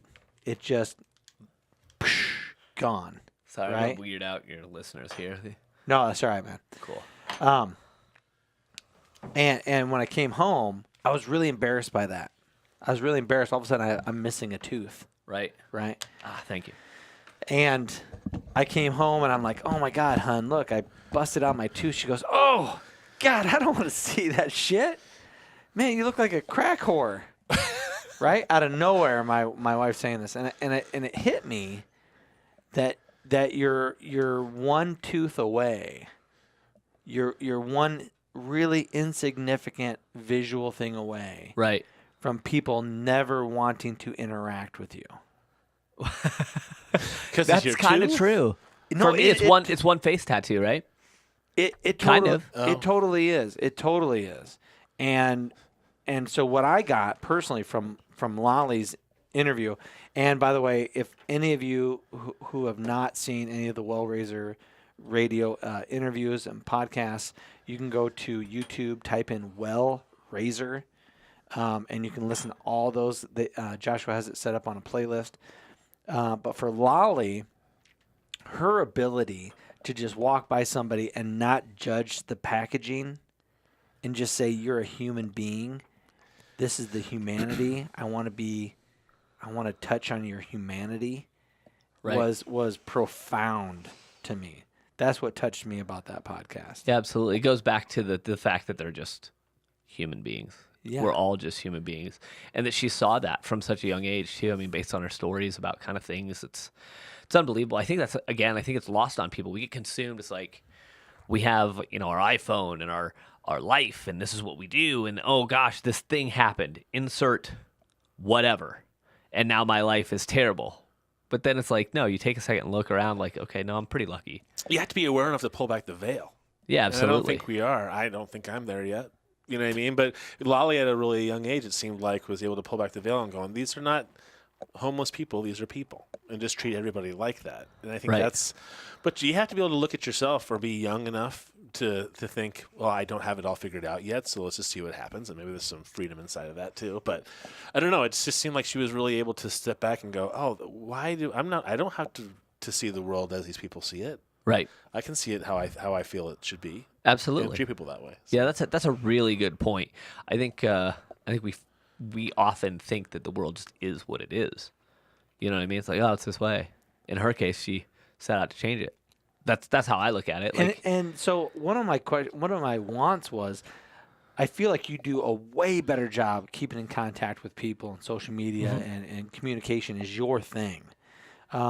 What is the latest with Lolly? When was the last time you got to talk to her, and how's she doing with her dignity project? you know what? I'll be honest. Lolly kind of fell off the radar.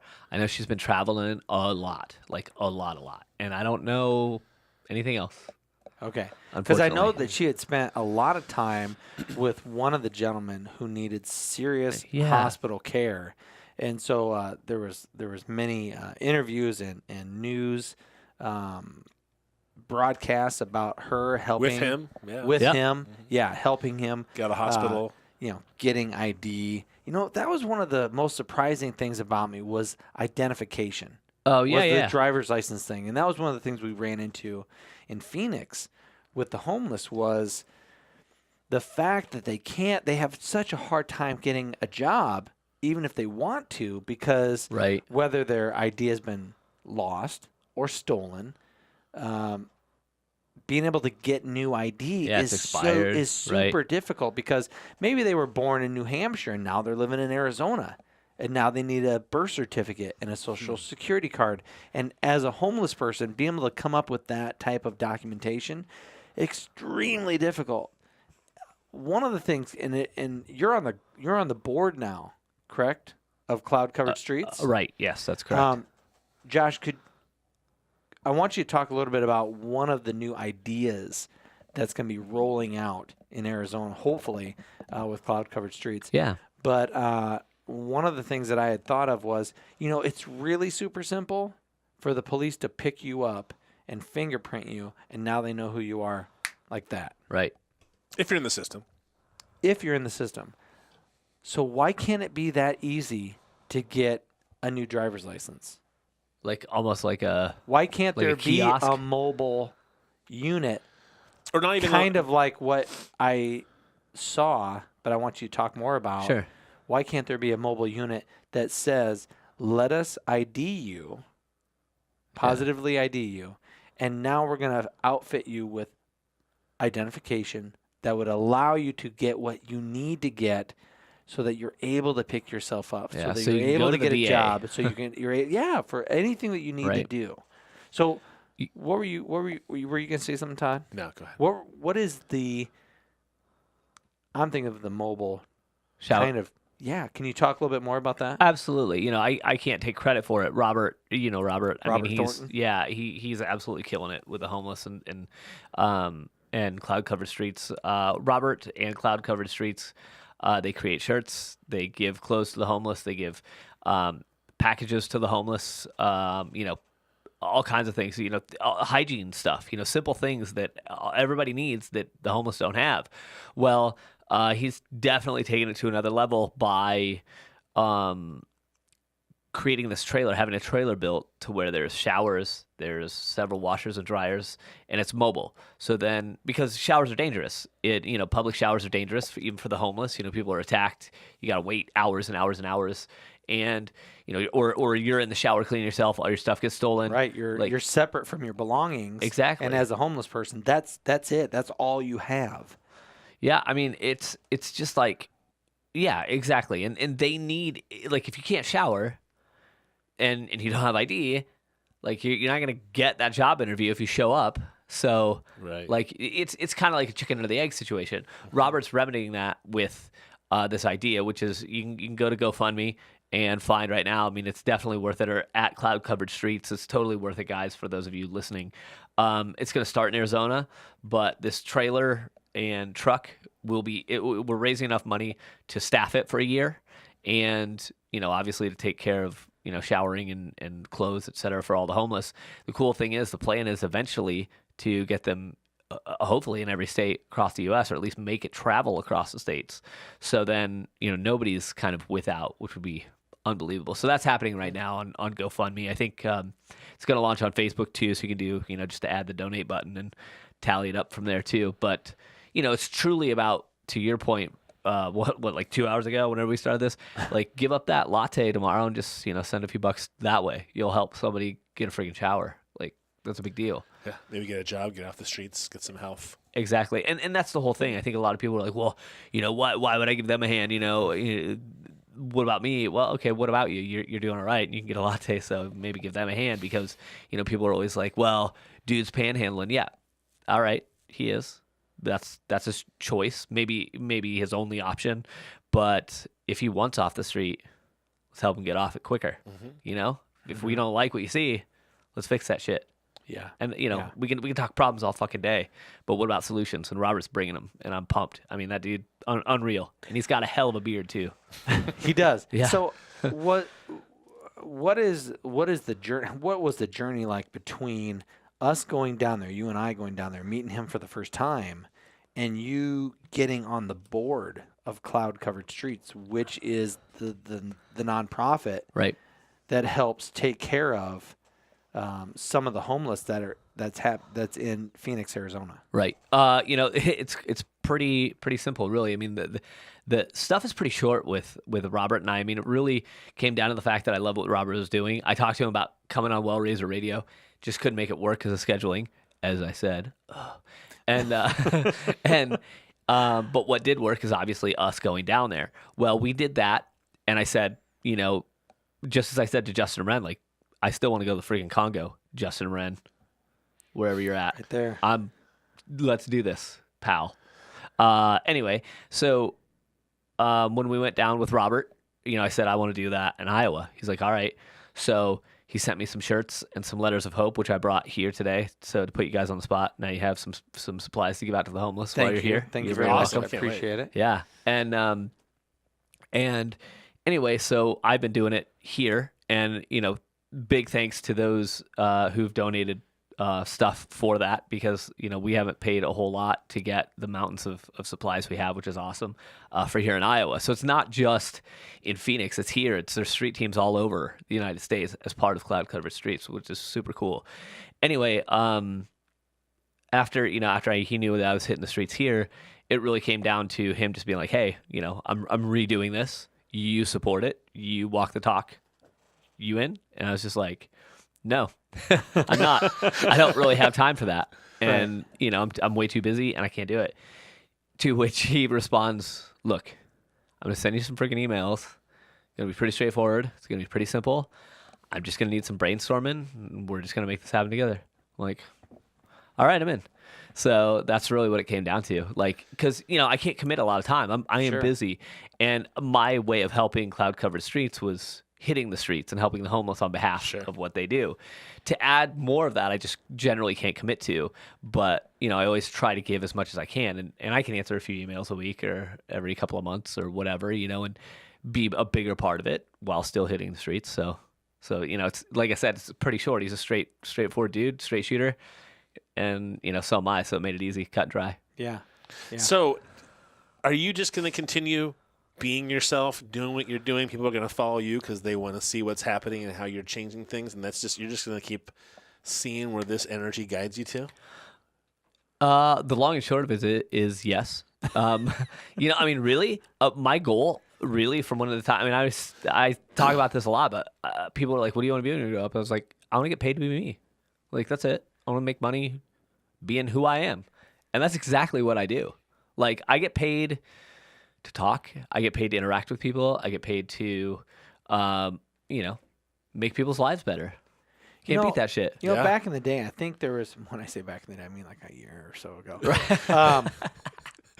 But I think in the past, one of the things that you had said, which I thought was very profound, and maybe, I don't even know if you'll remember even saying it, was when you ask your kids, who do you want to be when you grow up? What do you want to be? What do you want to be? Yeah. Okay. Instead of, why don't we just say, who do you want to be? Right. And how can we help you be the person you want to be so that you're as happy as possible, instead of thinking, what do you want to be? Right. Well, I want to be a doctor. Well, you could be, but you'll be miserable. Right. You might be miserable. Right. I want to be a firefighter. You might not be married very long. Yeah, there's a lot of damn risk there, right? Yeah. Like, and people always tear individuals down for that too. Right. Not only that is, this is twofold what I'm about to say, because you have people, number one, that ask you, oh, what do you do for a living? On many occasions, it's because they want to have a conversation and, they know you can talk about work. Right. Or they want to know how much respect to give you. I'm a doctor. Oh, shit. All right. Oh, well, I'm a social worker. Oh, all right.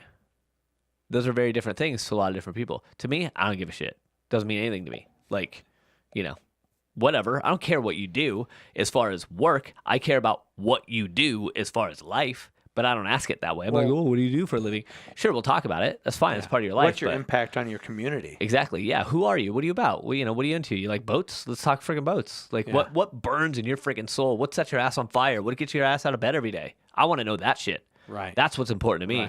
Right. We can talk about, how we got here and all the deep shit too, but God damn it, I want to know what sets you on fire. Why do you get up? To your point earlier when you're like, oh, God, 4 a.m., I don't want to get up. Fuck that. I don't have that. My alarm goes off. I'm like, damn, let's get this day started. Am I tired? Yeah.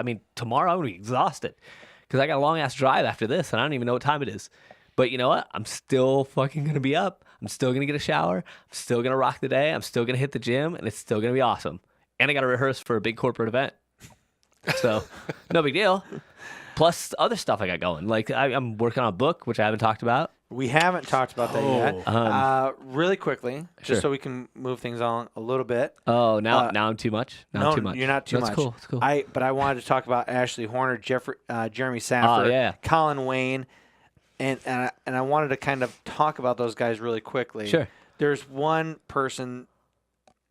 We did one interview with a gentleman that when the interview was over with, I felt really sad for. Right. It wasn't what I expected, and I think it's not you, Patrick Lomantini. It's because you it's freaking not. rule. No, I bet you not. we're all thinking the same thing too. Yeah. Yeah, no, I know who. we're probably all thinking the same thing. I'm not going to put the name out there, Right.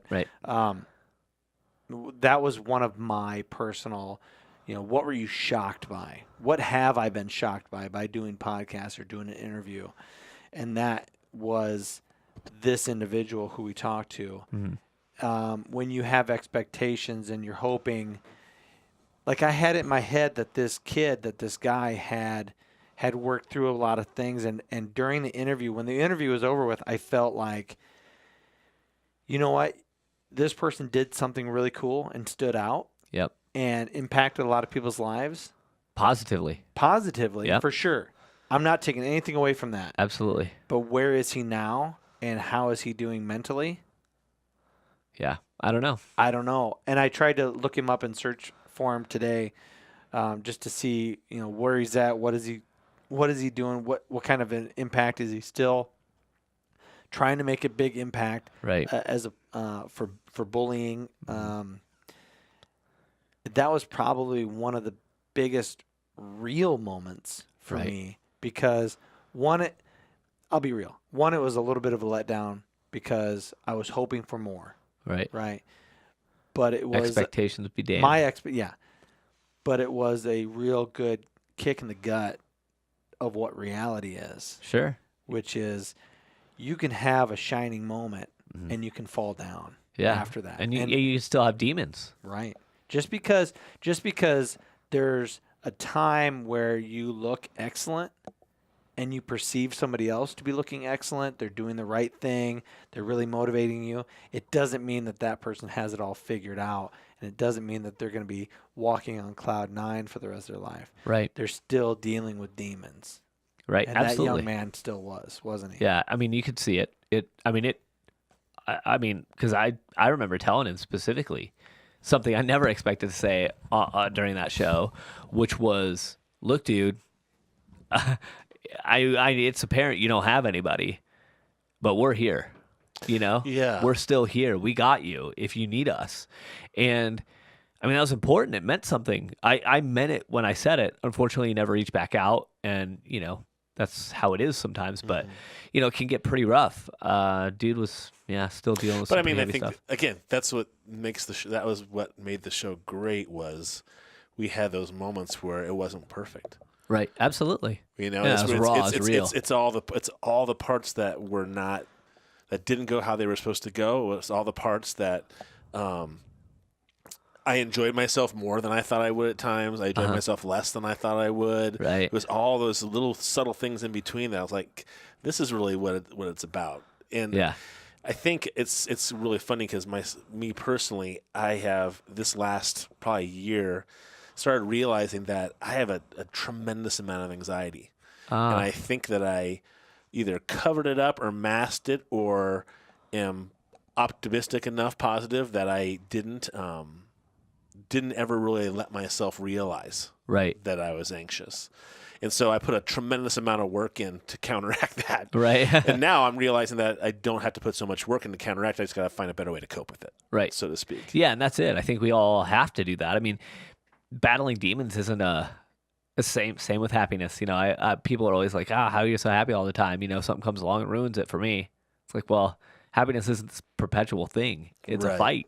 And I think that's true. I think that's absolutely true with anxiety. I think it's true with any of our demons. Like, they don't maybe ever go away. We just learn how to address those things in a different manner. And I think that's important to acknowledge, because at the end of the day, we still have those things within us. Alcoholism or drug addiction, people talk about like, oh, I'm in recovery. Well, how long have you been in recovery? Oh, 40 years. It's like, it's not gone.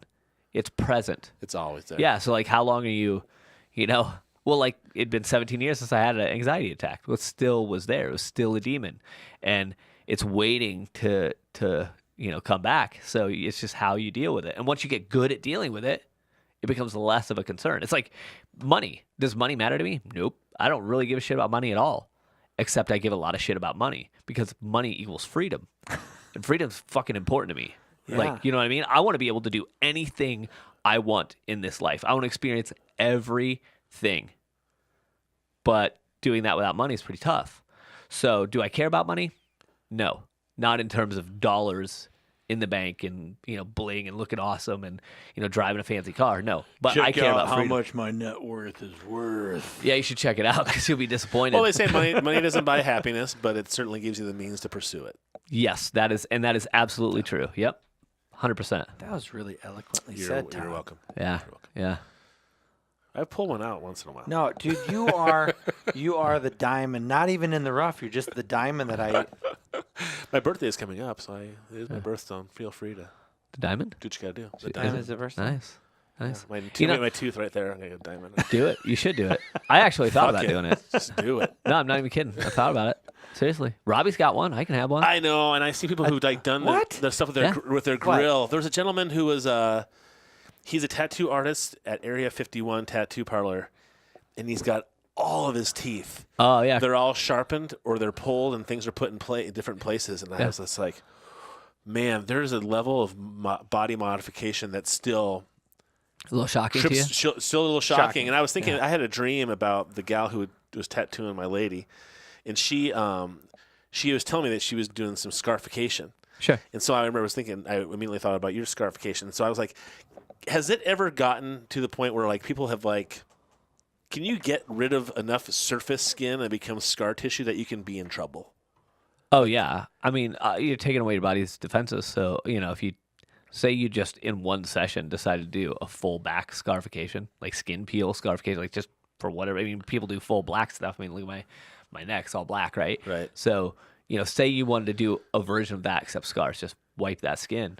That's dangerous because you just took away your body's defenses on a massive level. So yeah, that's not. I mean, it's dangerous in general. There's a risk with everything. With it, I was going to say. So, but yes, I mean, taking the word extreme exists because it generally means more detrimental to your health, and that would be extreme because it's more detrimental to your health. For sure. So yeah, absolutely. One of the things that I wanted to show was we talked about Ashley Horner, Jeremy Saffer, and Colin Wayne. This is Jeremy's is great. Yeah, so I was unfamiliar with him. That's what I like too. Amazing. So if you want to check out Ashley Horner, any of her workout videos, you know what? For Still me, killing it. You know what? For me, what she brought to the podcast was this idea that I'm going to embrace who I am. It's okay to be strong. It's okay to be strong and feminine.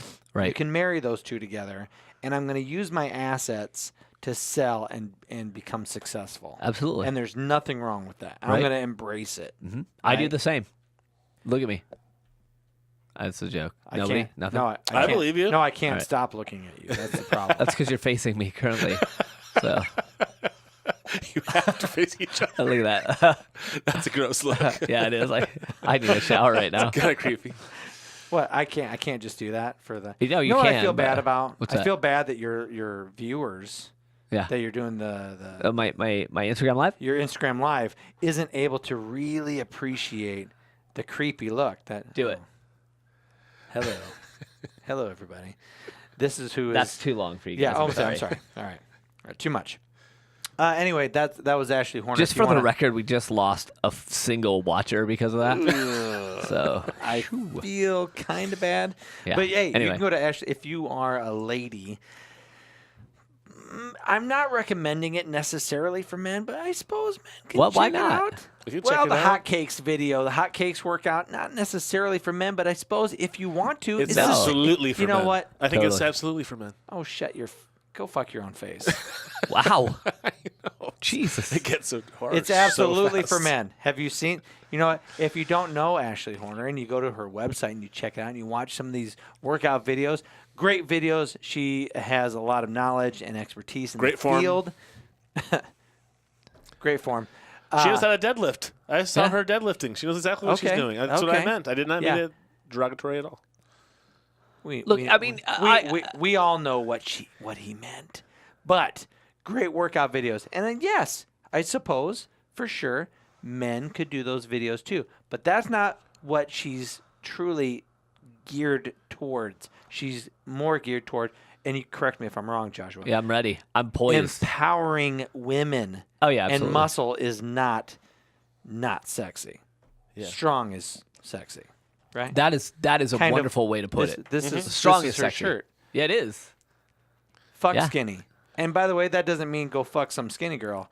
That means fuck trying to be skinny. Right. Be you. Sexy be strong. is strong. Absolutely. Strong And is and my sexy. favorite thing about Ashley Horner is she's just nailing on all levels. Like she's nailing on a fitness level. She's nailing it on a sponsorship level. She's nailing it on a kindness philanthropic level. I mean, everything. Like she's doing all kinds of stuff. She's traveling all over, doing all kinds of things, pushing herself, getting donations, raising money for veterans, for kids, for schools, for all kinds of stuff. And it's freaking awesome. So, I mean, she's overall just absolutely killing it and showing people that one person can make a hell of a difference. That is the creepiest sound you've ever made. You know Sling what? blade-ish, for sure. More often than not, Joshua, more often than not, I do play devil's advocate, and I do. I know this. And I I do. know this. I am the Debbie Downer at times, right? I'm more of a realist than an optimist. Oh, wouldn't it be Danny Downer? Danny? Danny Downer? Daniel Downer? David Downer? Debbie's cool. Moving on. Go I'll be ahead. Dave Downer. Cool, Dave. It's like, sup, Dave Downer? Hey, Dave Downer. Dave Downer. DD. Yeah, totally. Like, that's the thing. Exactly. And a lot of times I feel like one person can't make that big of a difference. Right. That was one of the other really amazing things about the podcast, and I really miss about being around you and being able to say I was a part of that podcast, which Right. was I got to talk to people who were here's an example. One person is making the difference in a Right. lot of people's lives in a lot of different ways, impacting, inspiring, motivating. And I honestly, I can't think of Patrick Lomentini. Thank you for what you've done and the podcast. If anybody would love to listen to Patrick's podcast that we did with him, awesome podcast. But Justin Wren was one of those Dude. podcasts that brought me to tears. You know, right up there with Mina Caputo. Yeah, the one that you screwed up. That was the one, right? So, sorry. He just decided to kick you in the balls at a very Sorry. vulnerable moment. He's having a hard time recovering. I I'm do sorry. believe, no, I, His was his no, I do believe that was the one that I totally fucked in the pooch. Right. Yeah. I totally. It's fine. The It's pooch? probably, we all know what Yeah. I meant, No, and it's I good. didn't do it. It's my fault. Anyway, Anyway, Justin Wren's definitely Justin was, and I liked it too because I liked it for how bad it was. I liked it that he was traveling through the mountains of Arizona. That was pretty raw. I liked it That was that it pretty kept raw. cutting in and out. I know some people are just like, "Oh, this podcast sucks. We can't even get somebody on." The guy's in the middle of living his life and doing what he wants to do, and we caught him in the middle of that. And yes, it was sketchy, but it was fun. Right. Yeah, absolutely. But it is fun, and it's awesome to see people like letting us into their life. That's Right. what people were doing. Yeah. I mean, Ashley Horner, you know, she's like, "Hey, is this working?" Like, I don't know. I'm not sure I know how to use this right. I'm gonna walk in from she's being like, on I'm the gonna- beach, and I'm gonna go in the kitchen. Exactly. And she like adjusts things. She's like, "No, like here, I'm in my kitchen. Like kids are doing whatever. Like, you know, like that's real life." Or Candace, for that matter, she's like, "Yeah, you know, how long is this? I got my daughter over here. We were just at the park, and it's just like, whoa." We're catching them right in the middle of their lives. Right. It's Yeah. awesome. It's just like, yeah, they just took a break for us. And yeah, it chilling. was very Yeah. cool. Yeah. For Justin, have you kept up with what Justin is doing right now recently? Yeah, he's getting pretty ready to do a amazing. pretty amazing hike. He just I He did believe it. he finished. He Did he? finished Yeah. Mount Kilimanjaro. Yeah, that's awesome. So he was hoping for $2 per foot, which came out to be like 38,000 some odd number. Nice. But, yeah. but I believe he did surpass the 40,000 that he was trying to raise. If people don't know Justin Wren's story, please go to Well Razor Radio, listen to the interview that we had with him. It's heart-wrenching. It's transformative. It's possibly the best example of no matter how big of a loser asshole you are, because at one point that was Justin. He was an alcoholic and he was into drugs, and he didn't show up to his best friend's wedding. He was the best man. He had to look on his phone to figure out where he had been recently. That's how out of it he was. And this is during the time of him being the champion in the UFC. And if you can if you can be at that low point in your life, if you can be that kind of despicable and feel so self-loathed as Justin did at that time, to transform where he was then to where he is now is so utterly amazing. To be going to the Congo, to be dealing with what is that disease called? That Malaria? Malaria. Oh, yeah. To be dealing with malaria, to be dealing with death, to be dealing with whatever you got to do. I'm going to give up my dream. I might fight every now and then, but I'm going to basically give up this dream. And the only thing that matters is raising money for the pygmies in the Congo to be drilling fresh water wells. Absolutely, to live. To free them to free them from slavery. Right, exactly. And real quick, just I'm watching my live questions, and T Hampton 33, just to give you an idea, it's super crazy, just popped up and said, "Hey, I've taken your advice, and it actually worked. Thanks, it made my life much better." Like, that's crazy, and I just totally bailed on this. Technology is... But yeah, like that's just what I was gonna say. Actually, like, how crazy is it? We're talking about all this, and somebody just chime into our conversation and be like, "Hey, what's up? I'm just hanging out, checking this out, and this is, thanks for the things you did." Like, that's absolutely nuts. So, just a quick shout out to you. Well, thank you. Sometimes Matt will give me a really hard time of like, "I've told you that like 1,000 times. How come it didn't stick?" Right. Or, my lady going, "How come right now it happens?" Or how come Joe Rogan said it on his podcast and it sticks with you? But, I was like, we need to keep having all of these examples going all the time until we get it. I mean, that's what it comes down to. You can't have enough. Because I'm at some point I remember thinking, wow, Josh is a motivational speaker. It feels like there's a lot of those these days. Like a lot of people are empowered to do, Mike is a good example. Yeah. And then I was like going, I wonder if the market ever gets saturated Totally. with all you guys trying to do similar things, but you're all trying to bring good about in the world. But it made me go, no, maybe we just need more and more and more.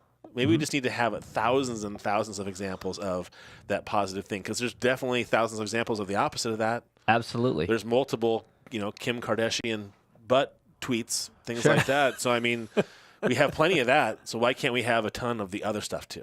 Until the world is innately good, and I think it is, but, until everyone thinks it is, there's never enough. Like, there's other speakers and things that are out there doing stuff, and, people are like, "Oh, aren't they competition?" No. Like, no. They're out there doing great things. Why would I ever be upset about that? Like, they're bringing good to the world. Like, they're give me a on break. their journey. I'm Yeah, on exactly. mine. You got to get on yours, so don't worry about anybody else. And the thing is, too, like, if we cross over, like, yeah, let's go do good together. Like, let's double now. down. Yeah, I was just gonna say, Yeah. now we just reached double the amount of people. Like, what? Like, there's nothing bad about any of that. So. Yeah, that's one of the things that you and Mike had talked about, because you both go to high schools, you both talk to kids, and there's plenty of room for positivity. There's plenty of room for inspiration for kids, because a lot of kids still need it.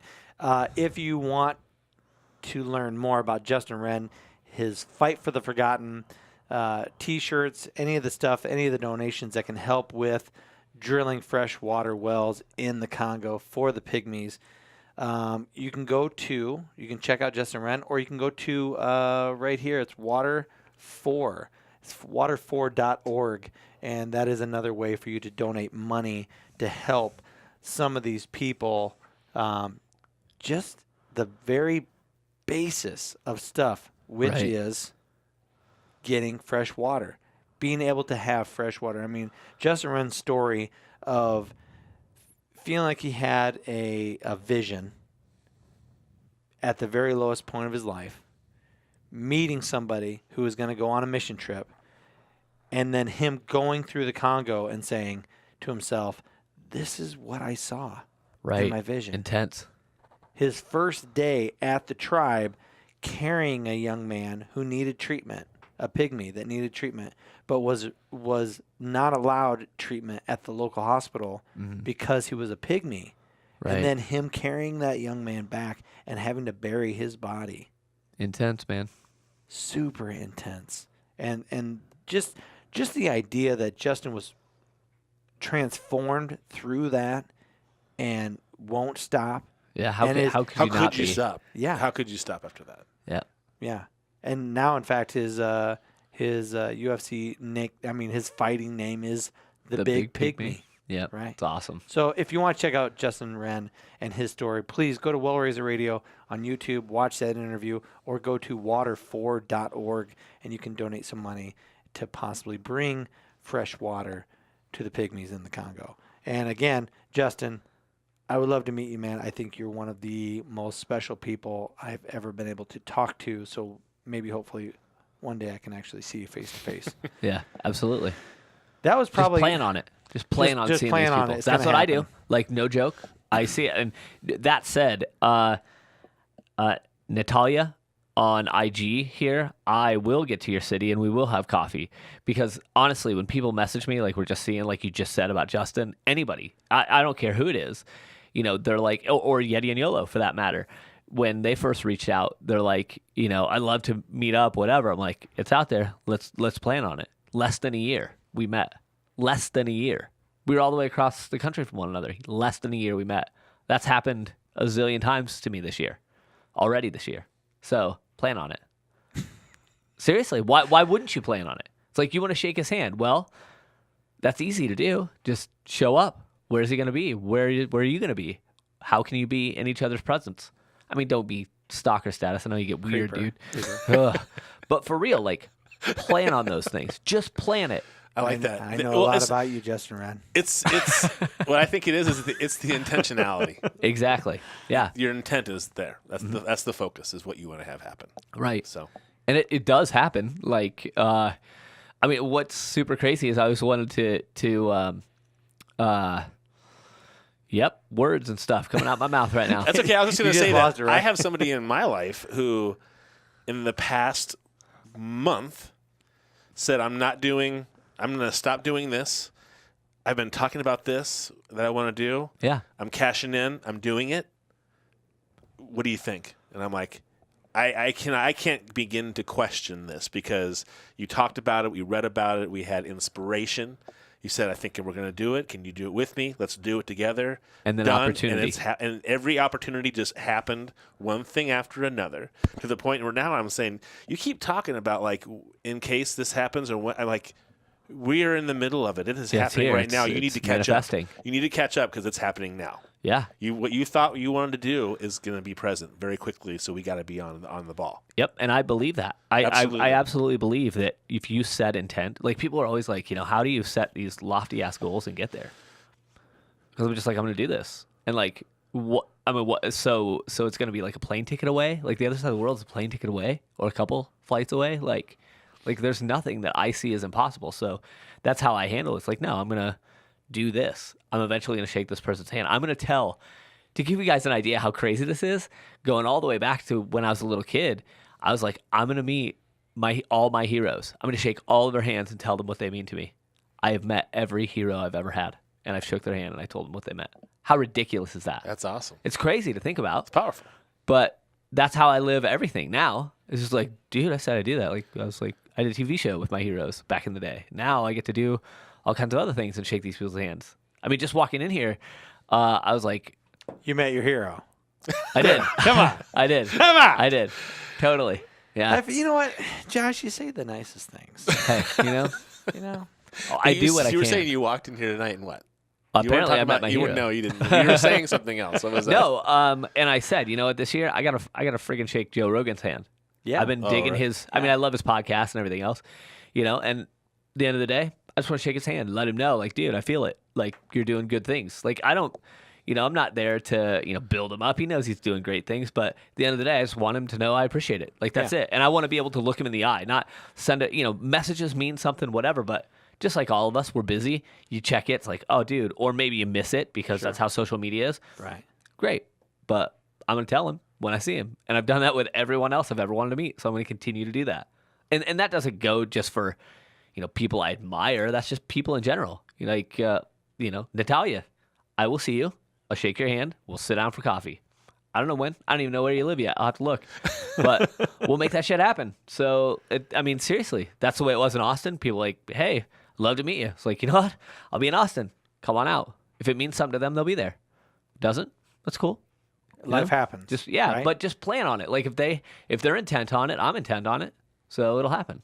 Well, I am going to meet Yeti and YOLO. Yeah. I am gonna hang out with them. I can't wait to meet them. That's all I'm going to say. I can't wait. I can't wait to meet them. But They're wonderful that's people. my hope. That's Yeah. my hope. My plan. I Yeah. would love to meet Justin Wren and again, just like Josh and like Joe Rogan, they inspire and they do help. constantly every time that I'm around them or listen to them. Josh, Yep. since the podcast has been over with, where are you heading? What's your 5-year goal? What big plans do you have in the making that you can talk about? I mean, I'm sure there's things, Yeah. there's talks, There's already negotiations, Sure. but where are you hoping to see things for yourself? You know what? At the end of 2017, I told myself, you know what? I'm not focusing small anymore. I'm going to focus globally. And said I'm going to travel more internationally. I don't know what that means yet, but I'm going to travel internationally this year. I'm going to do all kinds of crap, and I'm going to do it with people on a global level. Communities matter. On a one-to-one matters, but I'm going global. That's it. That was my goal. And literally within a couple of months of saying that, I ended up getting the offer to go to Mexico, to Baja, and do this Yeti and YOLO adventure. Had a random run-in with somebody in a store in Des Moines. Said, hey, it's been a long time. My son's in Africa. You should go visit. It's like, all right. So I sent a message. They're like, come on down. Guess who's going to Africa? I'm going to speak in a school down there. Like, what? I mean, insane stuff. So, and that's not it. I have other things that I can't talk about yet that are on the agenda. Road trip across the United States this year. That's a big deal for me. Like, just global. Like, why? I always thought, oh, statewide, maybe like citywide. Nah, screw it. Let's go big. Let's do it with people who are getting global reach. And you want to know what's completely jacked up? On my birthday, let me back up just a little bit. So this guy, Juan Riekers, for those of you who follow him, give him a high five for me. But he's this huge tattooed dude with a huge white beard in the Netherlands, killing it. 55, 56 years old, just ripped out, muscle bound dude. Right. Saw a photo of him when I was still doing the podcast with you guys. And I was like, I'm going to be that. I'm going to be that guy. Is that the picture that you posted Yeah. recently? And it was him and you look like Almost like twins. twins. Freaking right? me out, right? It's like Yeah. a future me. And it's crazy because I told Yeti and YOLO, I'm like, I showed him the actual photo. And I told him, this is what I'm going to do. And they're like, I have no doubt. That's all they really said.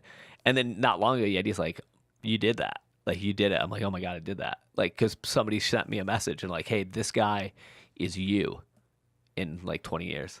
And I'm just like, okay, I did it. I'm there. Do you realize what's happening? I don't Do you know. realize that I'm gonna talk about him freaked as me if out he's for a not second. in the room. Things are All right, getting you know weird what? now. But don't you realize? Todd, how about don't you you and I realize just talk to that each other for a second?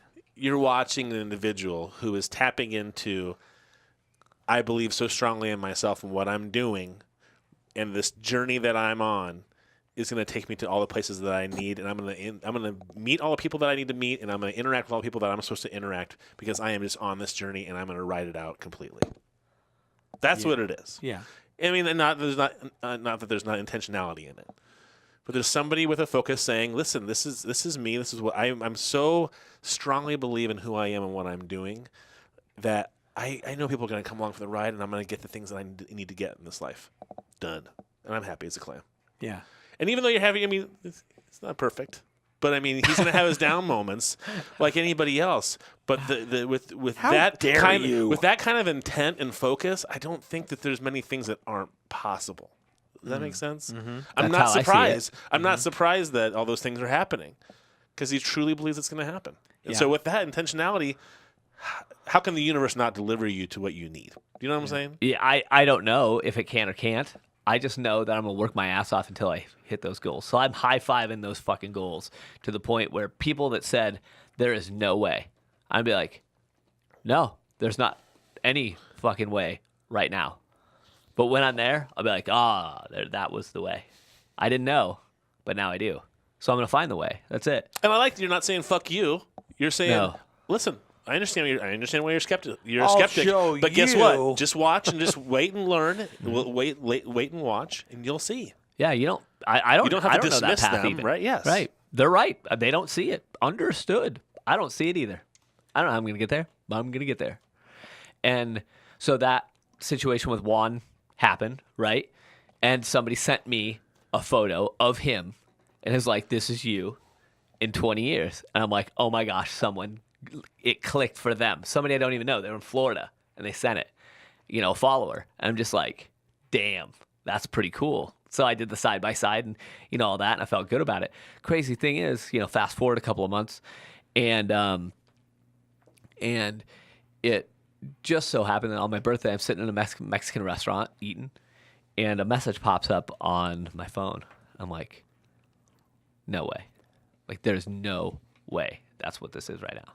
And I looked at it, and I put it back down, and I just kind of looked at the person I was with.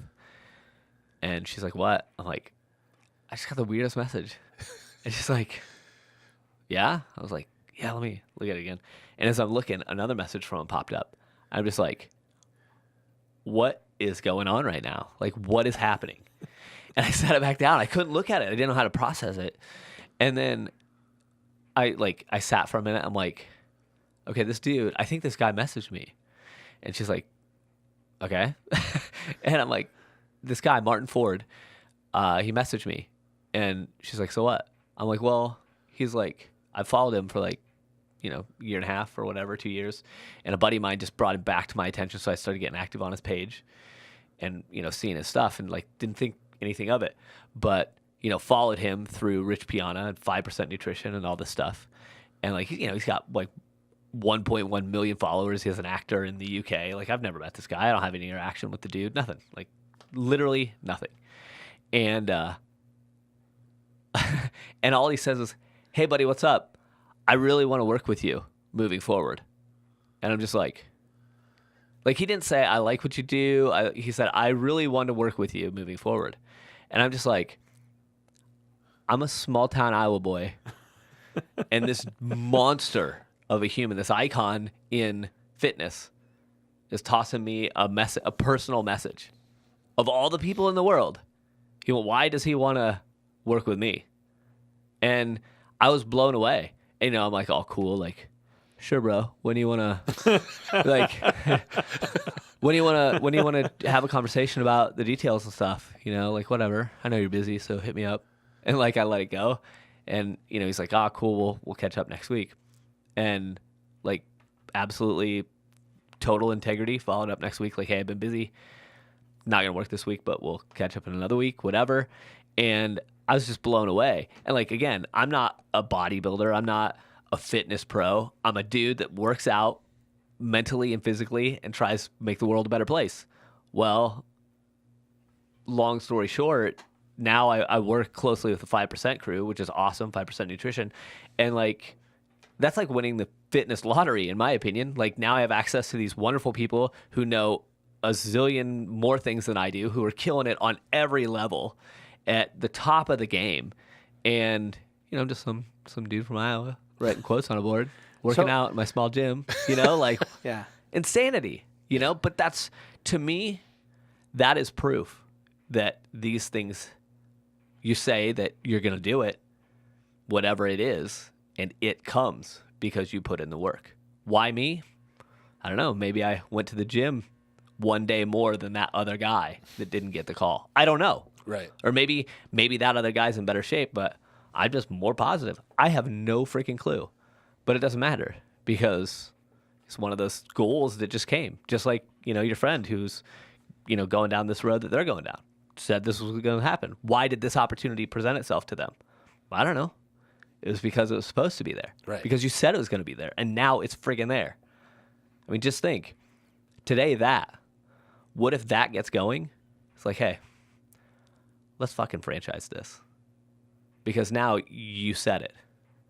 And what's coming next? It's like, we haven't even got this business started. Yeah, I know.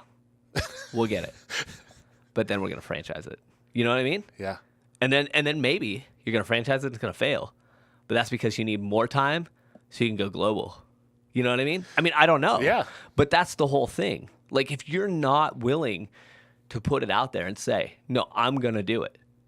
I'm going to do it next week. No, I'm going to lose 300 pounds. I'm going to bench 400 pounds. I'm going to travel to France. Put it out there and then go do it. Today, tomorrow, 6 weeks, Do 10 you think years. people know that that's true? And so we put up barriers on purpose because the fear gets in the way of not getting there. So we allow those kind of things to come up because it's kind of like protecting yourself a little bit. Yeah. Oh, it might not happen, so I'm not going to give it my full energy. So that gives me a little bit of a buffer, and then I don't have to look like a fool instead of living life, just doing it. And you fall flat, like you said, fall flat on your face, screw up over and over and over again, but you are doing it every single day. Yep. I think it's twofold. Excuse me. I think you're right that people put up that wall like, if it doesn't happen, it's okay. I'm gonna only sort of do it. So, I think that's a fear thing because it is scary. I mean, I don't like these guys are like 6'8", 350 pounds. I'm 5'6" and 170 pounds. Like I'm not that, but it doesn't matter because I'm something else, and that's apparently what's needed. And is it scary? Sure. I think a lot of people do that. It's like, okay, well, I don't fit. They make excuses and they don't get started. So they never do it. Or what's my family going to say? The biggest reason people don't follow dreams? Fear. Usually fear of either ridicule or judgment or the unknown or both. And if you're going to be in fear of those things, you're not going to win. I'm in fear of those things. They scare the shit out of me. Not ridicule anymore. Fuck that. Screw those people. If they got shit to say, I will throw it in the fire and use it as fuel because that's what happens. So say what you want. But when it comes to the fear of the unknown, like, yeah, I don't know what's going to happen. Could I die? Sure. But if that's the worst that can happen, I've already lived. Life is good, So who cares? Go for it. But a lot of people feel like they got things to lose. I don't. I have a cat at home. That's it. I'm still not going to skydive. I just can't What? do it. I still don't want to skydive. It just sounds too scary. Well, why don't you pick something you want to do and then do it instead of going, you know what's really fucking scary? Skydiving. I'm not going to do it. Well, But why? see- Because I don't want to. But I don't want to. I don't want to swim with fucking great white sharks. You should, though, in a cage in South No, Africa. I shouldn't. I've Be seen. awesome, I've wouldn't seen. it? It scares the piss out of me, but be there I'd for be his down. therapy. It'd be Yeah. incredible. Yeah, as his feces float to the top. Yes. We'll scrape it off in You the know what? basket. I'll put this out You there. will. This is what I want. This is what I want to see happen. This is something I really want to do, Okay. and it's something I want to do with you. Okay? All right. I want to actually fulfill that thing that we thought about doing, which is the documentary. Yes, we will do that. And I want to go to the East Coast, Yeah. and I want to hang out with Lolly in Philadelphia. Oh yeah. And I want to work our way down, and I want to see Ashley, and I want to see all these different people. Mina? Yeah, meet Yeah, up with New York, them, yep. hang out. I want to do that. Totally want to do that. So this is one of those podcasts, everybody, that you get to reignite that relationship with people, and I hope that that's what we're doing with Joshua. And I wish you the best, Josh, with everything that you're doing, buddy. I know you got to get going. And you got stuff that you have a long drive, and you have a lot of stuff to do. That's one of the negatives about a relationship. We live too far apart. Right. Right? Truth. It's I'm not even hard going to say meet good up. luck. I'm going to just tell you that I'm extremely excited to watch your journey. I'm excited if I ever get to play a part in it.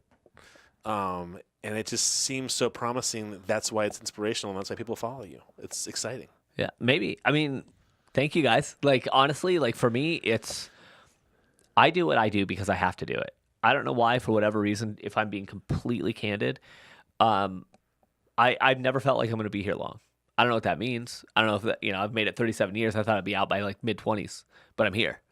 And I've crossed everything off my bucket list once. I'm doing it again. I'll do it 10 more times. And to have good people here, because I thought I was awesome once, and I forgot about people that mattered in my life. And I realized that without them, I can't do any of those things. I can do some of them, but I can't do them all. And I want to do them all. And the right people are going to be there because I've treated them well and I've done the right things. So they'll be there with me. And that's why I said earlier that I don't know what it is or why it is, but there's more here. And it's going to be awesome. And maybe it is us hitting the road. We talked about it. Yeah. We talked about throwing some GoPros in the car and getting nuts, which we did to some level. Right. To some degree. And when it happens, it's going to be nuts. It's going to be silly and stupid. It's going to be fun and touching. There's going to be tears. There's going to be laughter. It's going to be amazing. And people are going to be like, what the hell was that? And I don't know yet. to the point earlier. I don't know yet how or what or when, but it's going to happen because it's got to happen because we all feel it. We know it. It's there. So we will go after that shit and we will do it. And we'll go hopefully high five Jeremy and high five Lolly and all the other people that we've talked to along the way. And maybe that's what we do. Maybe that's it. Maybe it's just like we drive to those destinations for that reason alone. And a grand tour of the past. Right. But I'm with you. The idea of giving Lolly a big hug or seeing Mina face to face, that would be impactful. Yeah. That'd be awesome. Yeah. You know, with you saying you want to just meet Joe Rogan and face to face say thank you. Yeah. That's pretty much my thing. Yeah. I want to say thank you to Lolly. You're doing a great job out there. Keep it up. If you're struggling, you know, you have inspired a lot of us to. It's scary, but you've inspired a lot of us to do hopefully better for humanity, and that's very special. And Joe Rogan and all these people and Justin Wren. Totally. Patrick Lomantini out there killing it still for the And pets. he's going to be when? He's going to be back in Iowa. Patrick Lomantini when? In July? You know, it's looking like mid-April, I think. So, and we're hoping to get back up in this area and do haircuts for the homeless. Okay. So yeah, it is April. He did put in there. Can't wait to see you in April in Iowa, bro. Cool. Yeah, see, awesome. So, yeah, I mean, and that's another one. Like I hadn't met Patrick, and it's like, yeah, dude, whenever you're available, if you're passing through, let's do it. I mean, it's absolutely doable. And like Ashley, I'm not 100% sure, but I would assume she'll be at Olympia in Vegas in September. There's a good chance I'll be at Olympia in Vegas in September. So why the hell are you not going to be in Vegas at Olympia to shake her hand and say hey? In November? In September. Oh, September. Yeah. Oh. September's far enough away. That sounds great to me. See? There we go. Done. Huh. Another trip. Yeah. To Vegas. Yeah. Where we were last time, oddly. I gotta say that trip with you to Vegas, entertaining.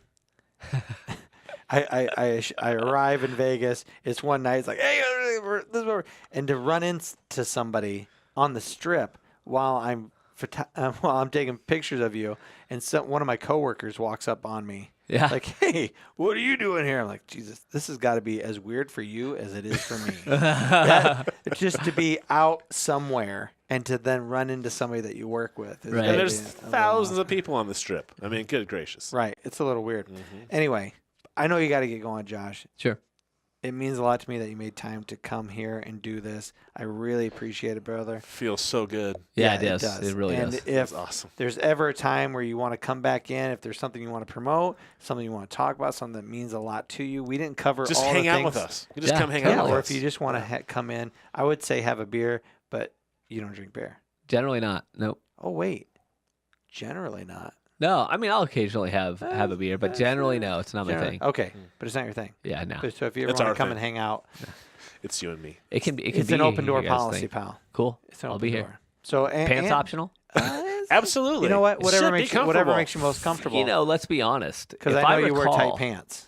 Yeah, everybody's talking about my tight pants. Were we going to do a shirtless episode anyways? We were. Maybe this is an impetus for a shirtless episode of Well Razor Radio. We'll call it the fitness episode. I'd be down for that. The fitness episode. I'll make some calls. Maybe we'll talk about it. We'll have to kill the lights, though. All right. Our skin will be blinding. And I will bring my shake weight. I will only sit like this around the mic. So I'm always fully flexed. Turn. Yeah. I'm just going to be every like, time. I'm just going to go like, yeah. the thing. Just cover your nipples. Just cover your nipples. Yeah. That's the only thing that I don't like to see on you. Is your nipples. They're very bright. I agree. Wow. So they had large areolas.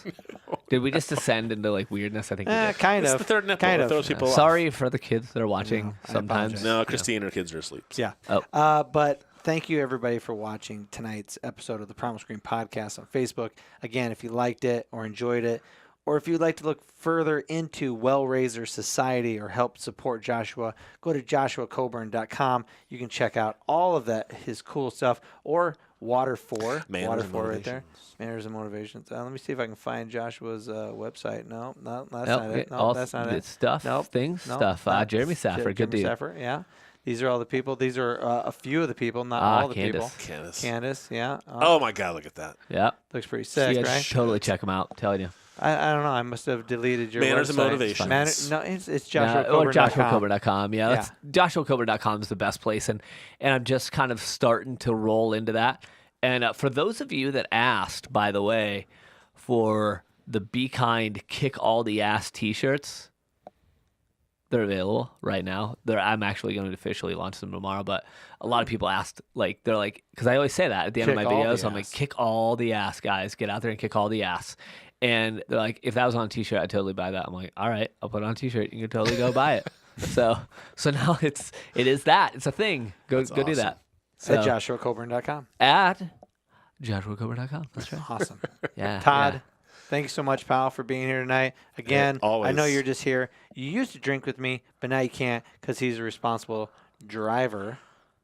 I do have a long ways to go. You do, well, a little bit, right? It's long enough. Quite a ways. Could we have carpooled? No. No. Other way. No, That's the other unfortunate. way. But anyway. I would have liked to have carpooled with you. Oh, great.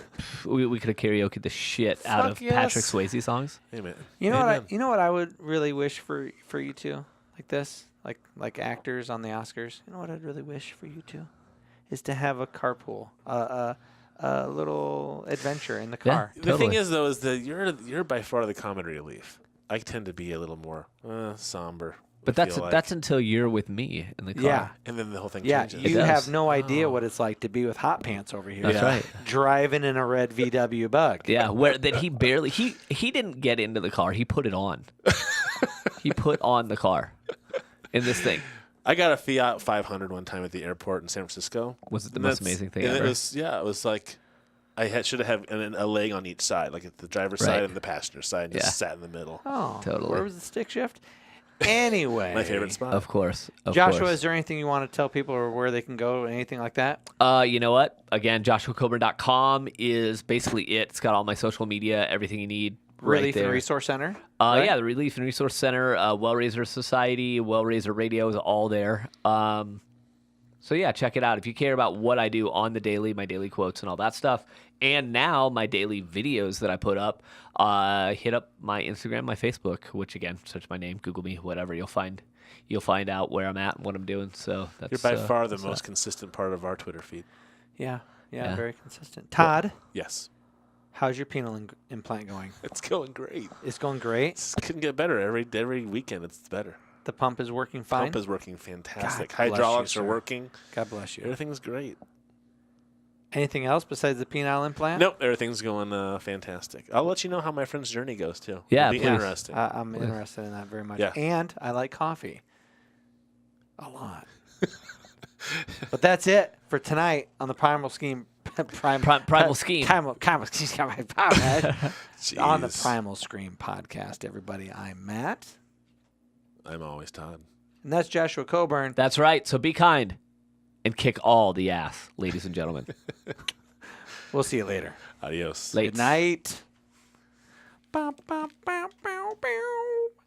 No? Yes? Yeah, good.